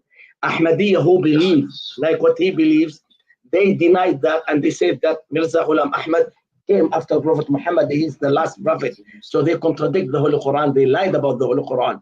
They even added some verses to the Quran. They even changed some verses in the Quran, corrupted some verses in the Quran. They said that Al-Mujaddid, the renovators, Mirza Ghulam Ahmad, renew those verses with verses came by his own. He received it from Allah. See? So if anybody come and says, I am a follower of a prophet after Prophet Muhammad, automatically you and me, according to the Quran and Sunnah, he's liar and he's kafir. Because Allah says no other prophet. Now this man, the way he explained it, he explained exactly the understanding of Al-Ahmadiyya. So Okay. please, next time, if you allow him to come, it's good to respect his opinion, yes, but let's not answer him. Yeah, but I can tell you that he's not Ahmadi. Okay, he's not Ahmadi. No, nobody gave this understanding except Ahmadiyya. Nobody. We have no Muslims on the surface of planet Earth give this explanation except one group, Ahmadiyya. And Baha'i, who they are not Muslims. Baha'i who accept Quran, Bible, and they accept Tanakh. So those two groups only said that he was crucified and he died. And they are not Muslims.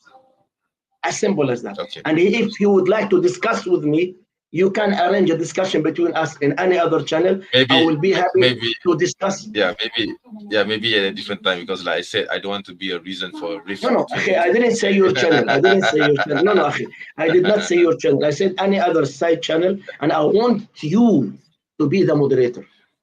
You to moderate the discussion. Sure, maybe we can do that another time, inshallah. Yeah, another time, inshallah. If he agrees to a debate, then yes, but not today. Okay, today is Eid. We're supposed to celebrate it. Not. No, akhi, I did not say today.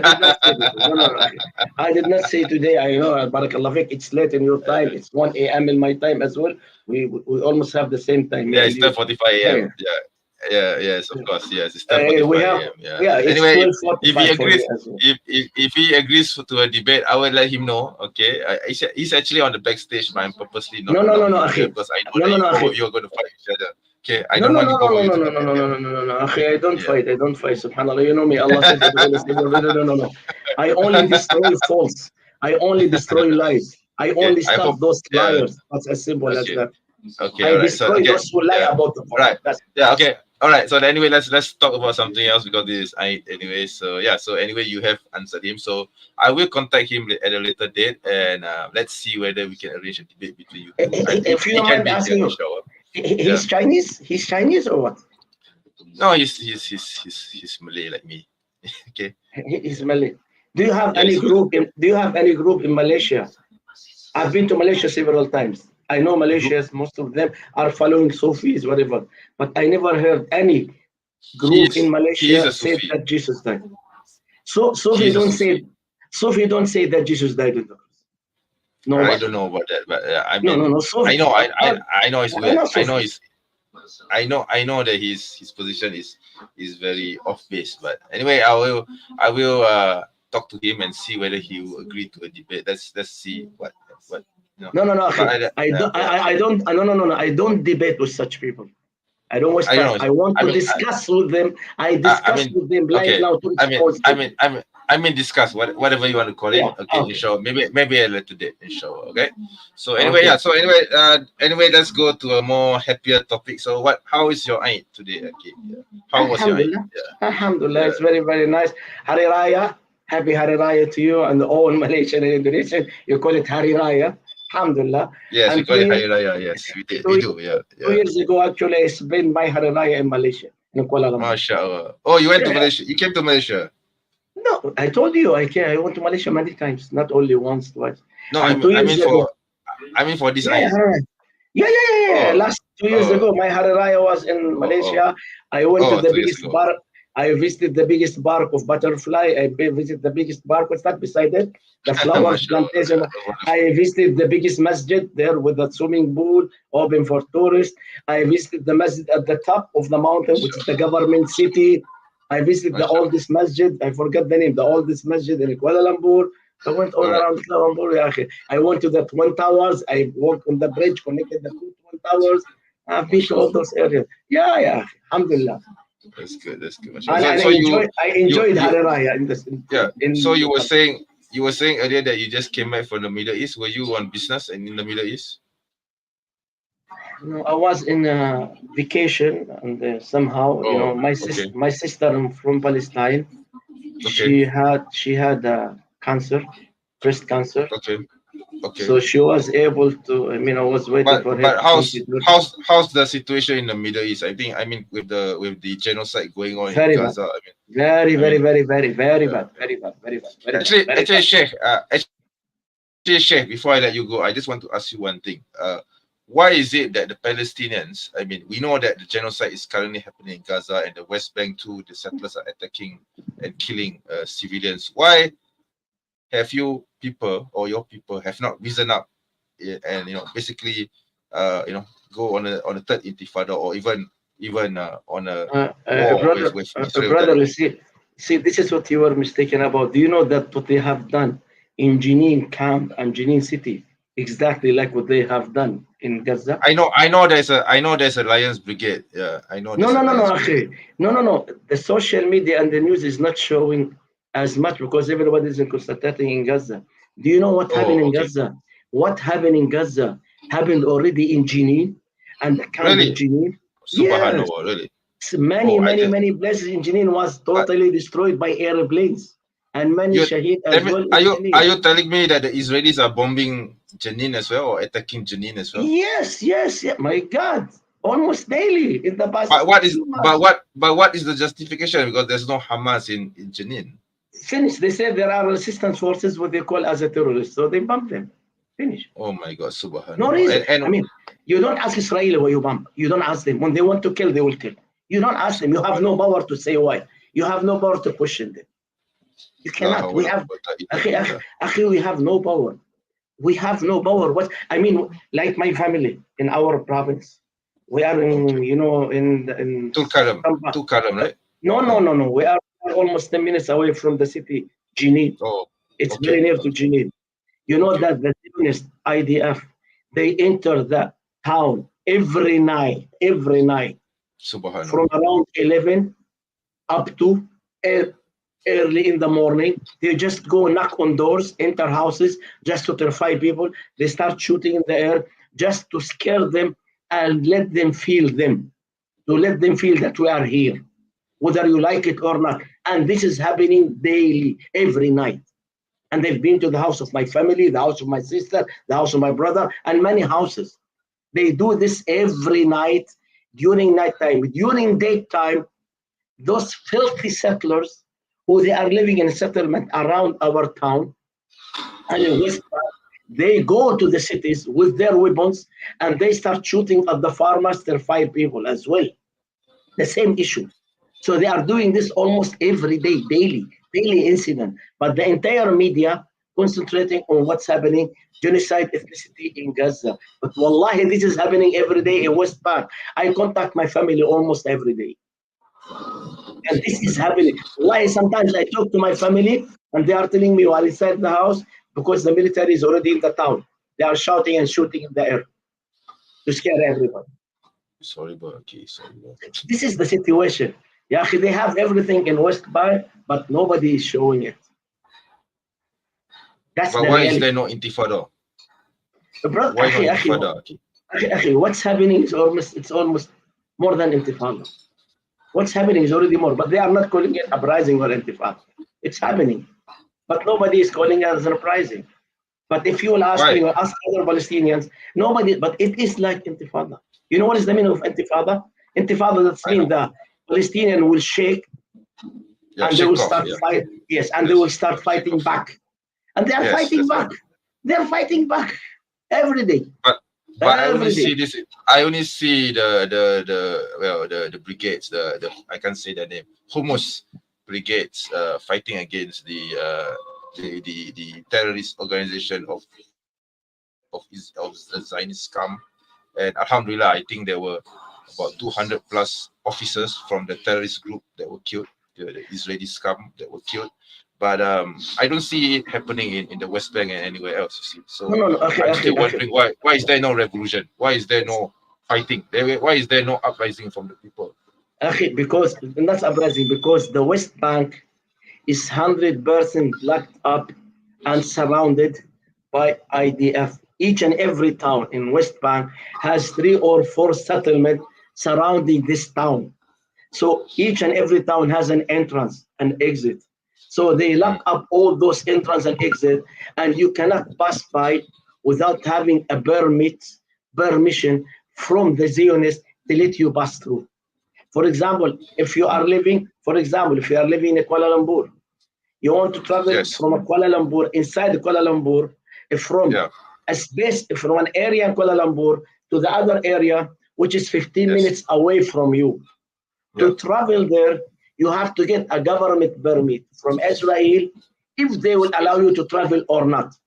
And if they give you also the permit, it will take you half day just to pass this 10 kilometers. Then when you reach, they will tell you, no, you cannot go back.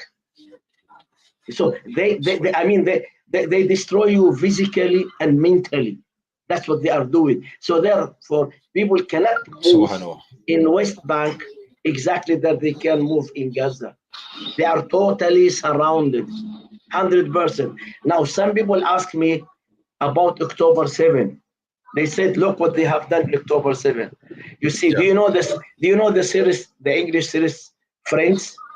It's a very popular TV series. You know it? Friends. Now, when you watch any TV series, when you watch any TV series, I know the series, okay. When you watch any TV series, let's say that this series is 75 seasons.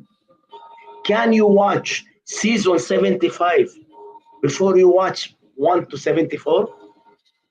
You have to watch 1 to 74 to understand the story.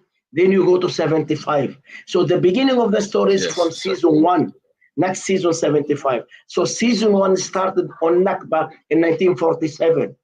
So go back to the first season to understand what happened in October 7. What happened in October 7 was a reaction to the action. The action is the illegal occupation.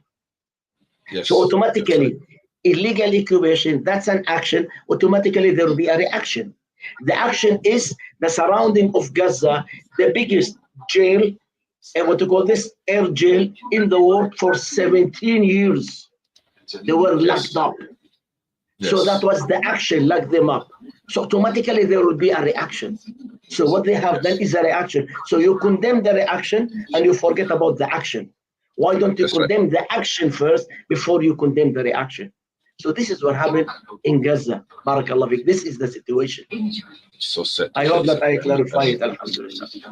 Inshallah, alhamdulillah. I think you have explained it properly, Sheikh. I mean, if this were to happen to Malaysia, I think the situation would be different for the occupier. I think we would be literally drowning in blood because we are not a race, or we are not a people who would look by and allow us to be surrounded by checkpoints and settlers.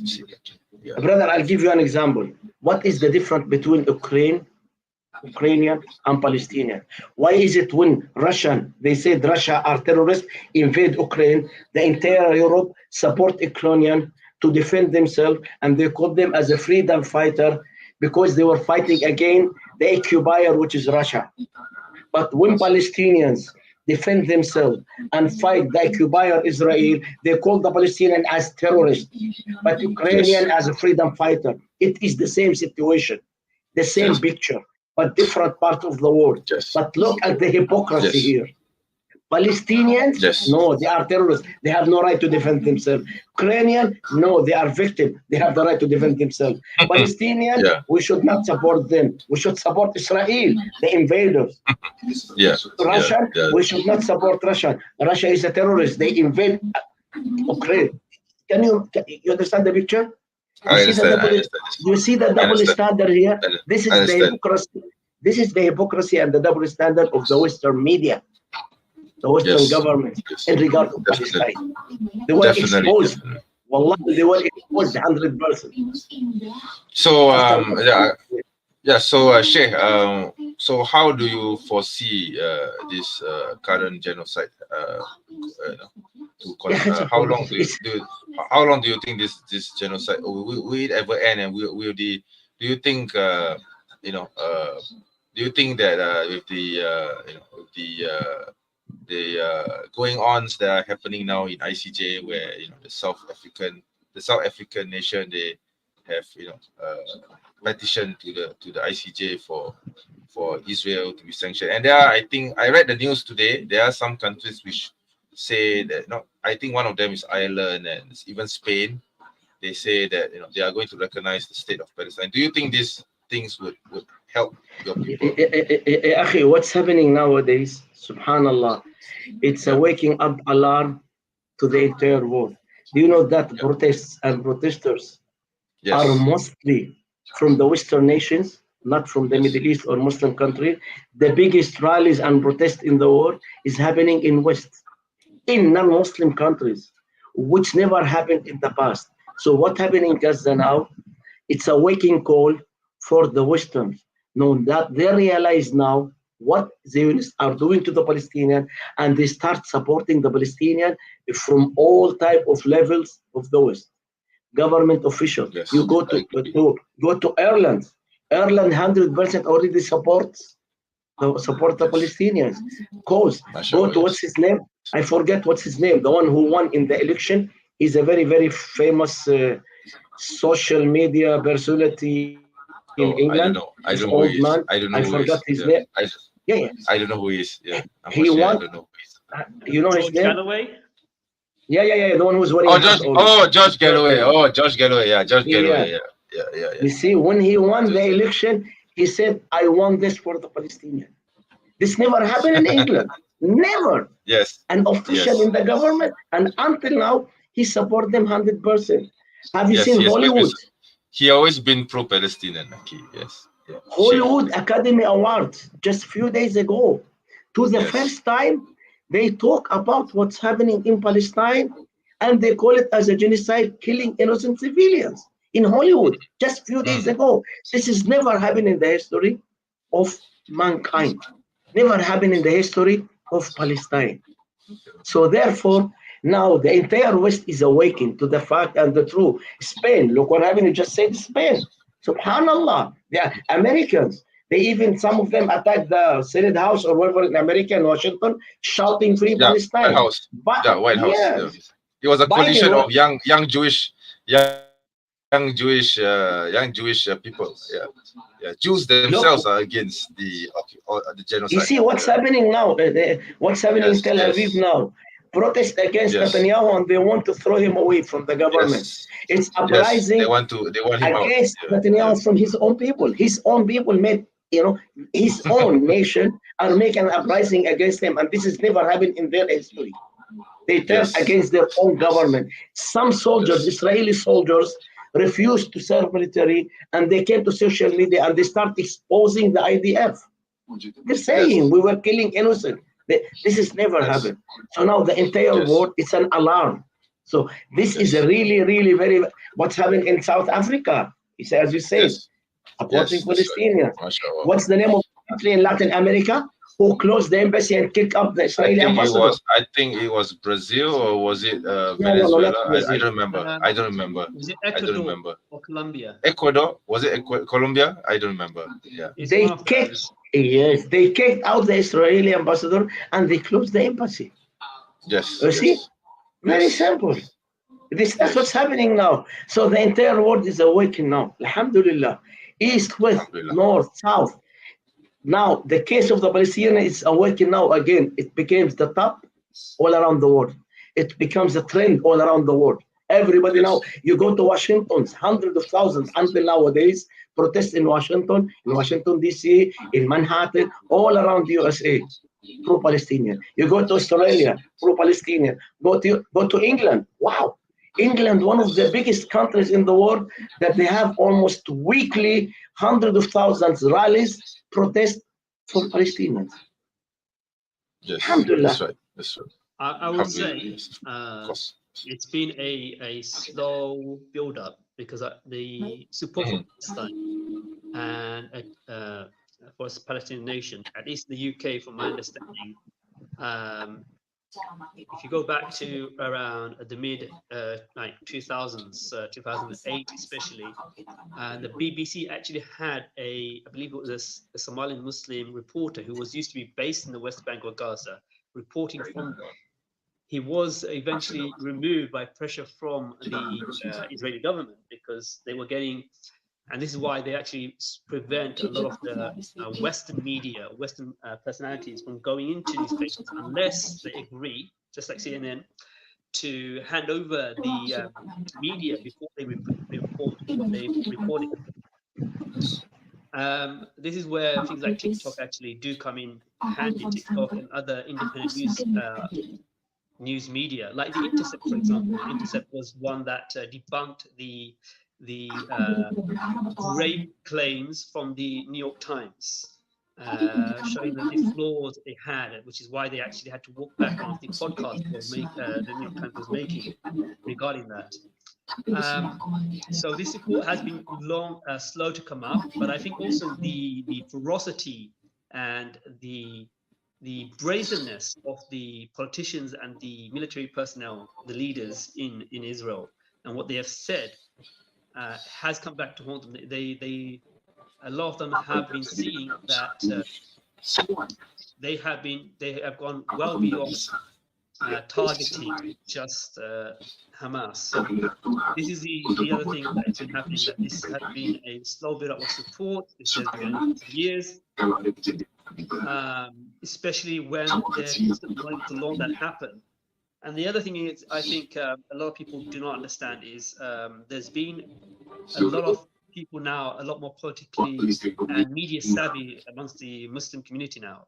What's his name? Abdullah Andalusi is a very good orator and able to deal with the media quite well.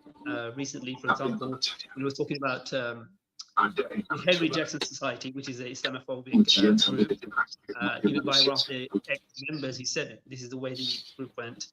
Did a poll, and the questions they asked and then how they presented the result was quite amusing, because it shows that the media are no longer, the mainstream media are no longer in control of the narrative as they were before.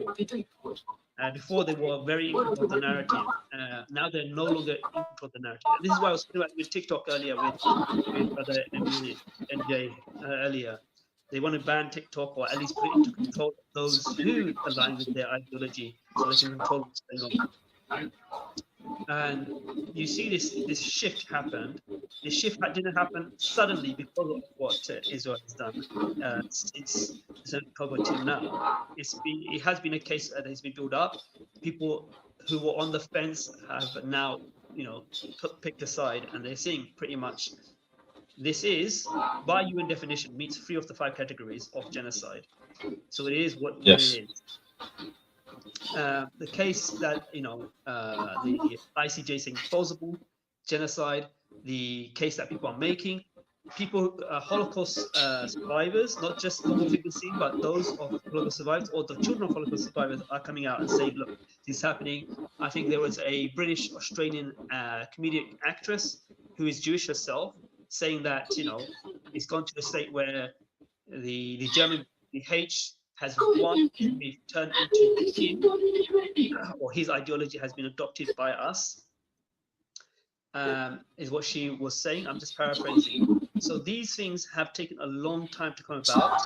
A lot of groups who are Jewish in the West, not in Israel itself, but in the West, in the UK and in America, are now coming out and spot, look, we are not going to, they may not be the majority. Nituri Karta, you're talking about Nituri Karta.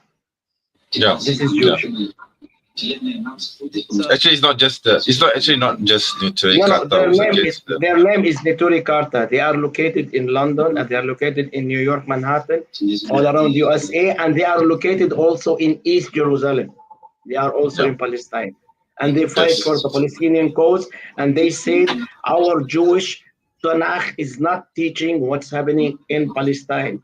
They believe that Palestine is an Arab Muslim Palestinian land, and they call those Israelites as a Zionist, or they are occupying illegal Arab Muslim land. They said, according to the teaching of our Tanakh, we were kicked out of this land by our God, and we will go back to the land living in peace with Muslims under Muslims government, not under Israeli Zionists. We will go back living there with a Muslim, under them in peace, like we used to live with them in the past. That's what their name is, Nituri Karta, and they are not minority; they are a big numbers. And you can watch their channel. They have a big channel in YouTube, Nituri Karta. Look for them, and I subscribe and I watch. Let the brother speak. There are other groups like Jewish Voice for Peace, which I believe is American based, and then there is some equivalent to them in the UK as well. Then you have something called, I think, Code Pink, who are quite who have a diverse membership, but they do also have a large Jewish group. So there are now, I believe anyway, that this has gone to the point where people no longer trust anything coming out from the Israeli government or the IOF when they speak. And I think for themselves in the past, they would be able to get away with a lot of the stuff that they've done. But now, because of social media, because of people actually saying, look, you know, this is not actually names, this is the days of the week, they can't get away with that. And, you know, the slick editing doesn't work. For example, the recent bombing and unaliving of the World Kitchen Aid workers. Someone was saying they can spot a gun from the air, but they can't see the signs of the cars themselves. Because the claim was that they saw a gunman, and this is why they followed them. But the other issue is that these people who were unalived, they were in contact, and they were actually telling them they were being attacked and to call it off, and they weren't called off. So, and even like America, a lot of the spokesmen, when they're speaking, people are not trusting them at all. People are looking for alternative news sources because they have lost complete trust in the traditional method, which are quite closely or tightly controlled by certain organizations with great support. Even like recently, I think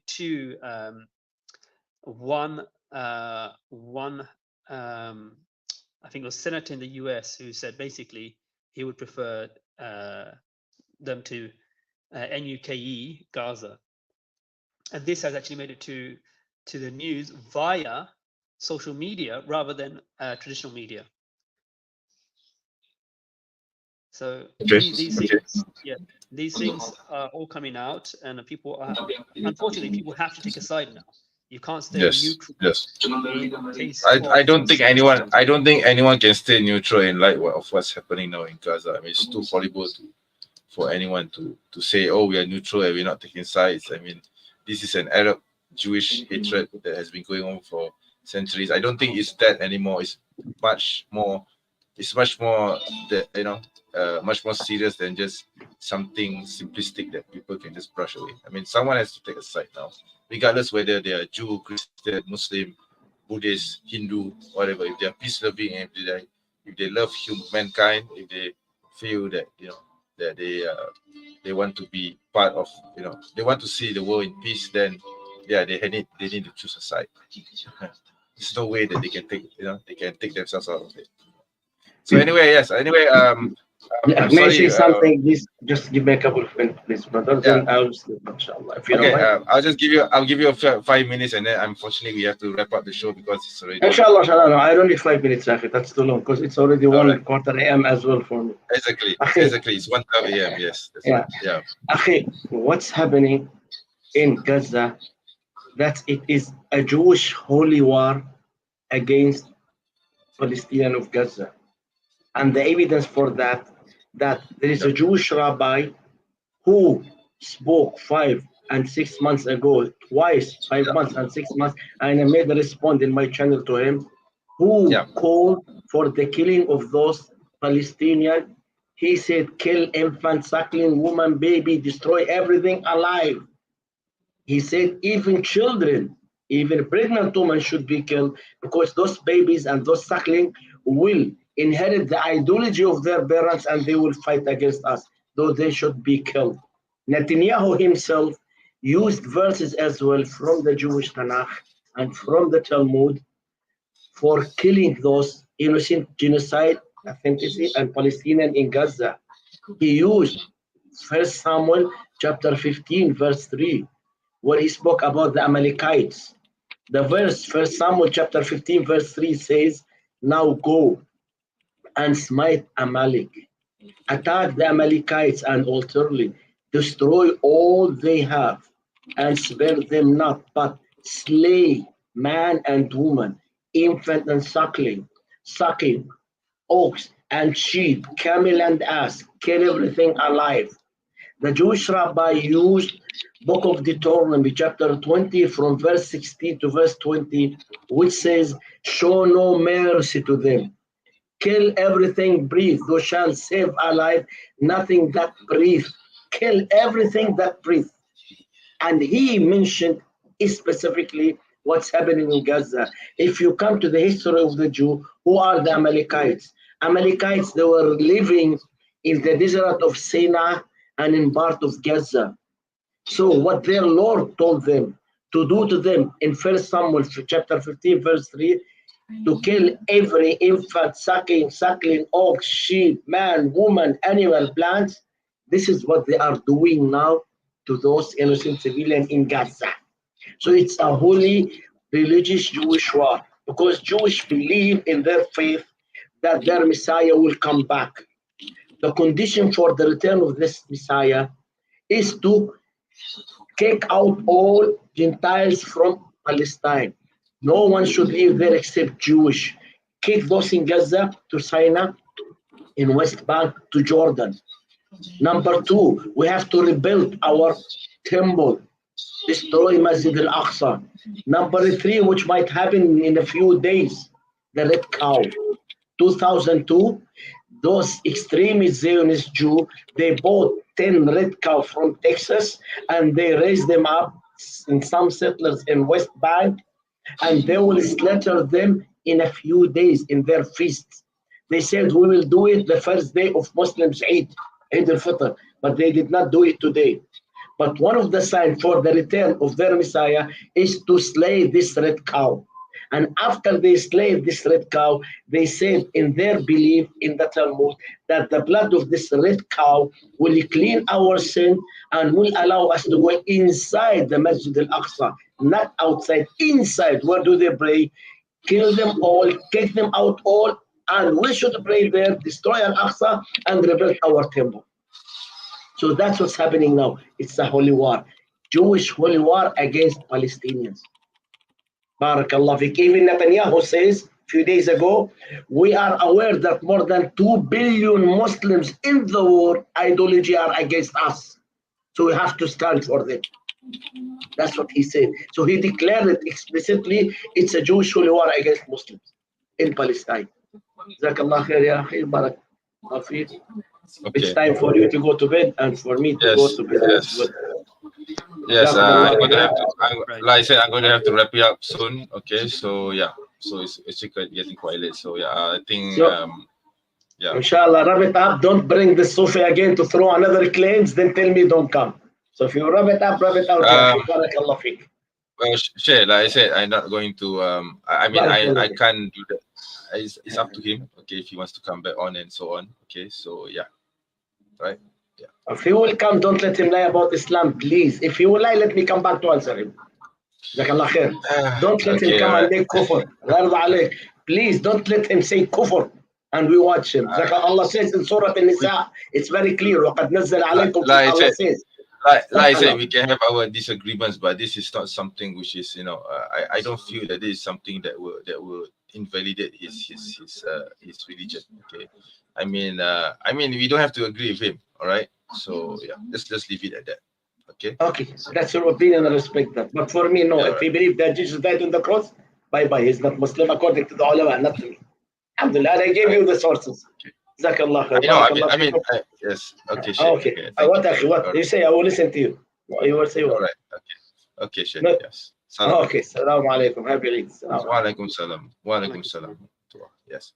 So yeah, I think I'm going to have to wrap it up. Actually, I think he's my I think the guy just now, our brother Ibn Anwar, he's a bit upset now. But yeah, he's messaging me on Facebook and he says that he's going to block me after tomorrow. But I don't know, man.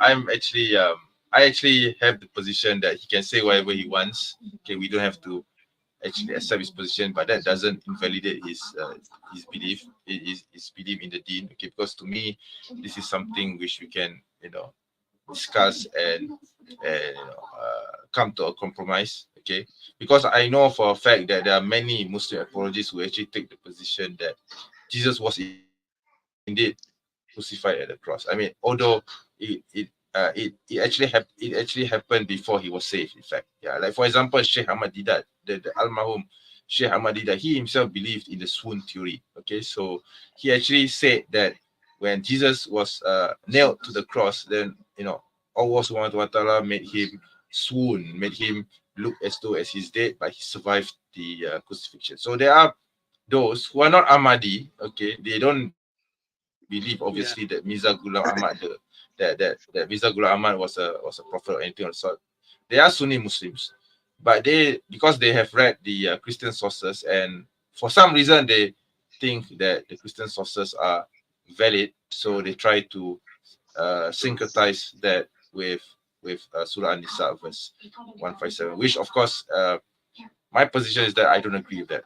Okay, I don't agree with this kowtowing to Christian sources, because I believe they don't have isnad, and we don't have to take everything they had to say at face value. Okay, so that is my position, but I wouldn't go as far as making takfir. Honestly, I don't think this is something which we need to make takfir for, because the Ahmadis are kuffar, and I'll say it clearly, they are indeed kuffar, but it's not because of the position on Jesus being crucified. It's because that they believe in a false prophet by the name of Mirza Ghulam Ahmad. Okay, the Baha'is are kuffar not because of their position on Jesus being crucified, but because they believe in a false prophet by the name of Baha'u'llah. Okay, so so this is my position. Okay, I mean, obviously there may be those who disagree with me, but you have to respect my position, because after all, I'm on your side. It's not that I'm against the idea that Jesus was indeed saved from the cross. I Okay? I have to go as well, because I got to pray. Yeah. Now. Okay. So so anyway, but Brother Siko, do you have anything to say before you leave? Yeah, do let me know. Yeah. Yes. No, nothing else. I've said what I needed to say, but thank you. Thank you for it. Yeah. All right. Okay. Okay. So up to you. Eid Mubarak and Assalamu alaikum. Eid Mubarak. Yeah. Who was that? Asmani Umar. Mubarak. Yeah. Like Islam. Okay. All right. Okay. Wa alaikum salam wa rahmatullah. So yeah, I guess. Oh my God, this guy is okay.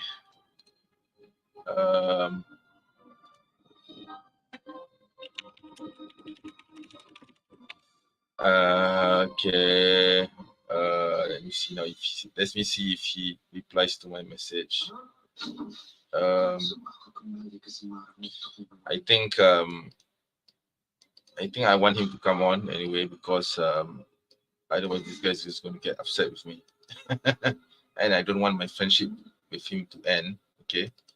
So let me see if he'll respond. Okay, if he doesn't respond, then it's fine, because I'm just going to close it, right?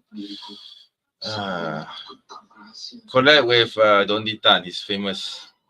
Hadi, Mr. Hadi Kosh. Actually, I have collaborated with brother Don Tan. Okay, I don't know whether you know this, but there are actually a few videos of him with me on his channel live. Okay.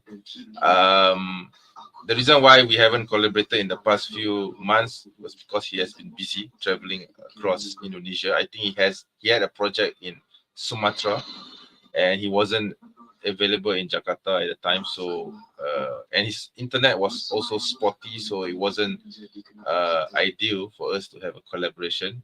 Okay, but inshallah, maybe I will reach out to him in the next few weeks or months. I myself am busy as well, because I have this new job and it's taking a lot of my time. But yeah, I am of course open to the idea of collaborating. Okay. Okay. Yeah. So anyway, Hadi, sorry, Ibn Anwar is coming on again, but at this time I'm going to just make sure that he doesn't say anything more than necessary. I really don't want to prolong this argument. Oh my God, I don't know why I agreed to him, but yeah. I'm just going to bring you on, say a few things, and that's it. And we're not going to talk about this until we actually have a proper discussion, debate, or whatever it is you want to call it, between Sheikh Aladdin and Ibn Anwar. Okay, so yeah. Okay. I've given you the chance to come on again, but please keep it below 3 minutes. Okay, you heard what I said, right? Yeah. Okay, assalamu alaikum warahmatullahi wabarakatuh. Well, I appreciate the opportunity, and whatever that happened on air, that wasn't a friendship ending sort of thing. I know I told you that I would block you permanently and all that, but you know how I am, right, with you.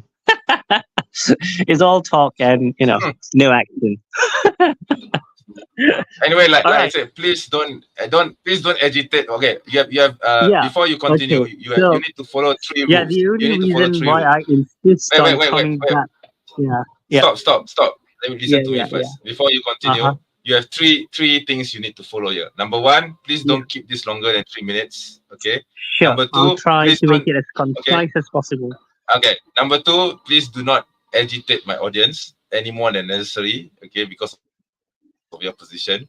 And number 3, please don't attack the Sheikh personally. Okay, because I do respect him, and I don't want him to suddenly say the same things that you just did on Facebook, saying that he will block me and all those sort of things. Okay, so please that's fine. Please respect this. Well, I think takfir it occupies the highest level of insult I told you. So anything less, I'm sure. In the chat, I did. Yeah. So in any case, in the chat. Yeah, in any case, it's fine. In the chat, I did tell him that he shouldn't make takfir. Okay, that's no, okay? But he began his contribution with that, and of course he gave the basis for making that declaration. I mean that is his opinion. I can't change that. Yes, of course. Okay? And the only reason why I insisted upon insistence to come back on was because of the takfir. So let me point out. Please don't rile my audience. Yeah. Just go and say what you allow me to point out a couple of things. Recall that I mentioned Dr. Shadi, who is highly respected and is renowned the world over. He is actually credentialed. I'm not sure of the credentials of your friend here, but he is actually known for his he is actually known for his credentials. Namely, he graduated from Al-Azhar, and he has his credentials. Everybody knows him. He is mashhur.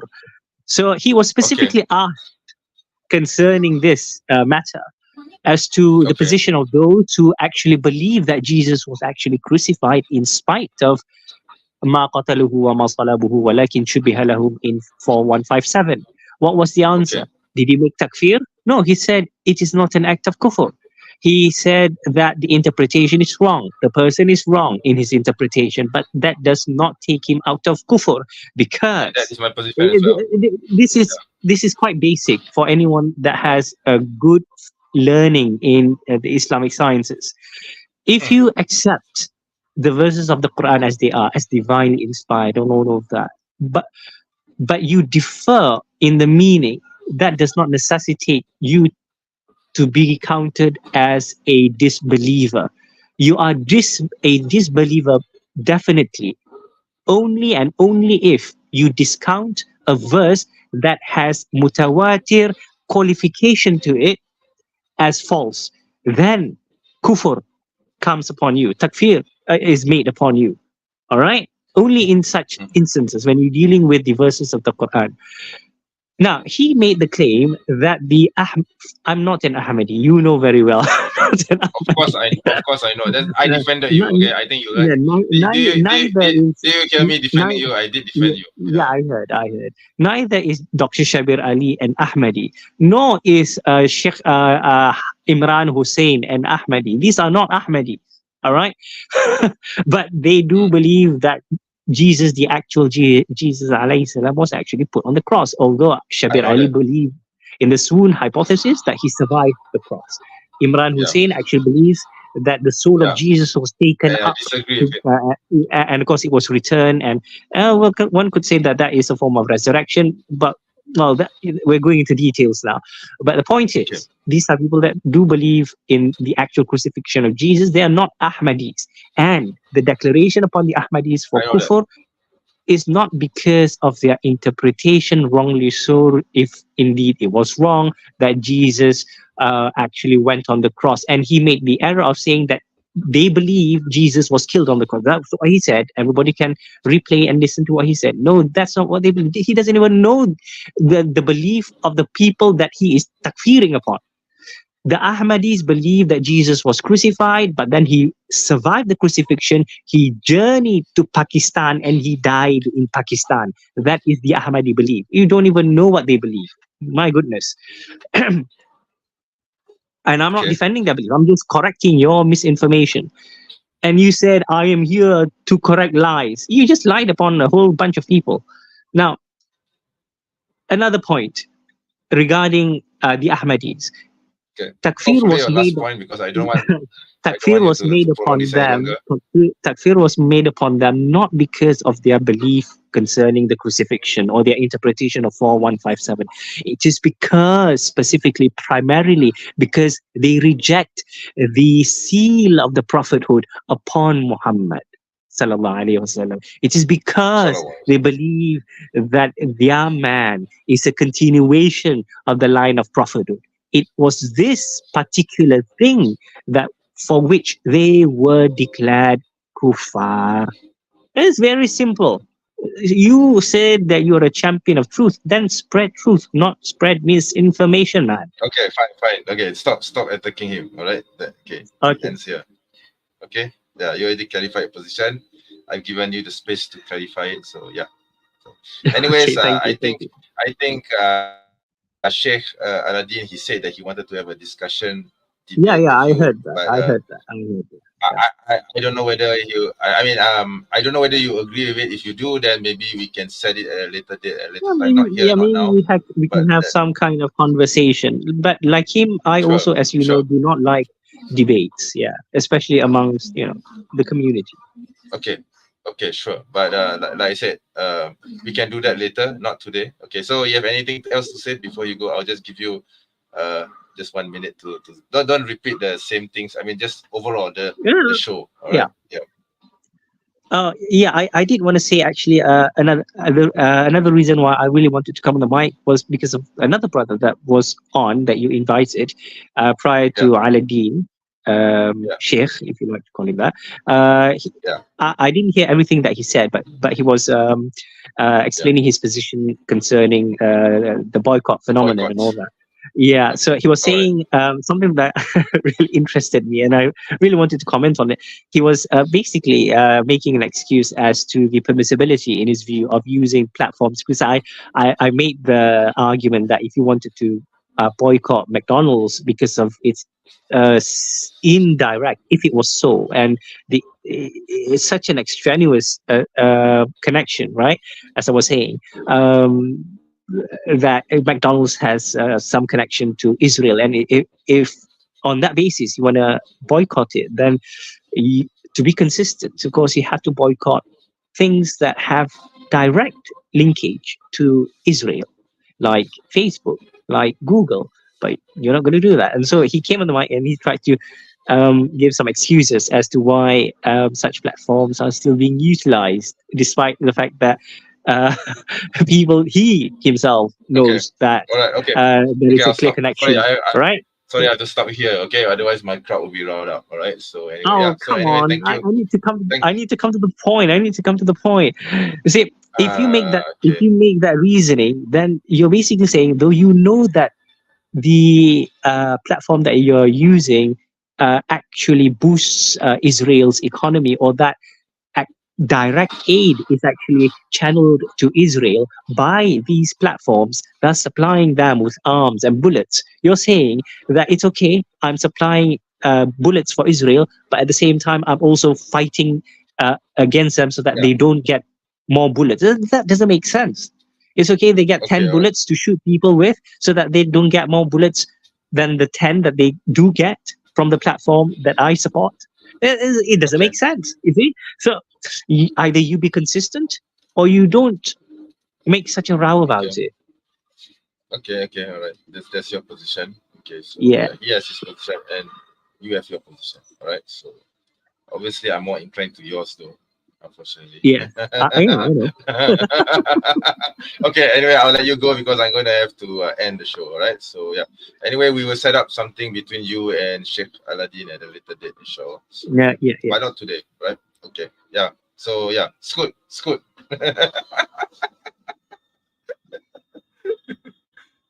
Yeah. Why are you still here? You're still here. I said scoot, man. Scoot. I'm trying to wait. Okay. Bye. All right. Thank God. Okay. So I'm not going to bring anyone on, unfortunately, because we are actually at the end of the show, right? I mean, 2 hours and 17 minutes on live stream. My God, and 9 people are watching my show. That's actually wonderful. Okay, so yeah, I mean, that's good. Anyway, sorry, Aki. Which comment? Which comment? Let me just like I said, Aki. Let's not prolong this any further. I'm going to set up something between you and him at a later date, but not today. All right? Okay. So actually, he's talking about Shadi Al Masri. I don't know whether you heard of him. It's not the other Shadi. Okay, the one the Western one. Okay. So I'm not sure which Shadi you are referring to. Okay, because Dr. Shadi Al Masri is quite recent. Okay, I don't think Ibn Uthaymin or Al Albani would know of him. Okay, so yeah. Anyways, yeah. Okay. I'm gonna have to end the show. Anyways, I do appreciate the fact that there are right now 10 viewers watching the live stream. Wow, this is actually, I think, the most consistent live stream that I've had, which has at least more than 7 or 8 people or 8 viewers. Wow, and 2 hours and 18 minutes. Okay. By the way, this wasn't supposed to be a live Q&A session because it's supposed to be just a meet and greet session between myself and my viewers.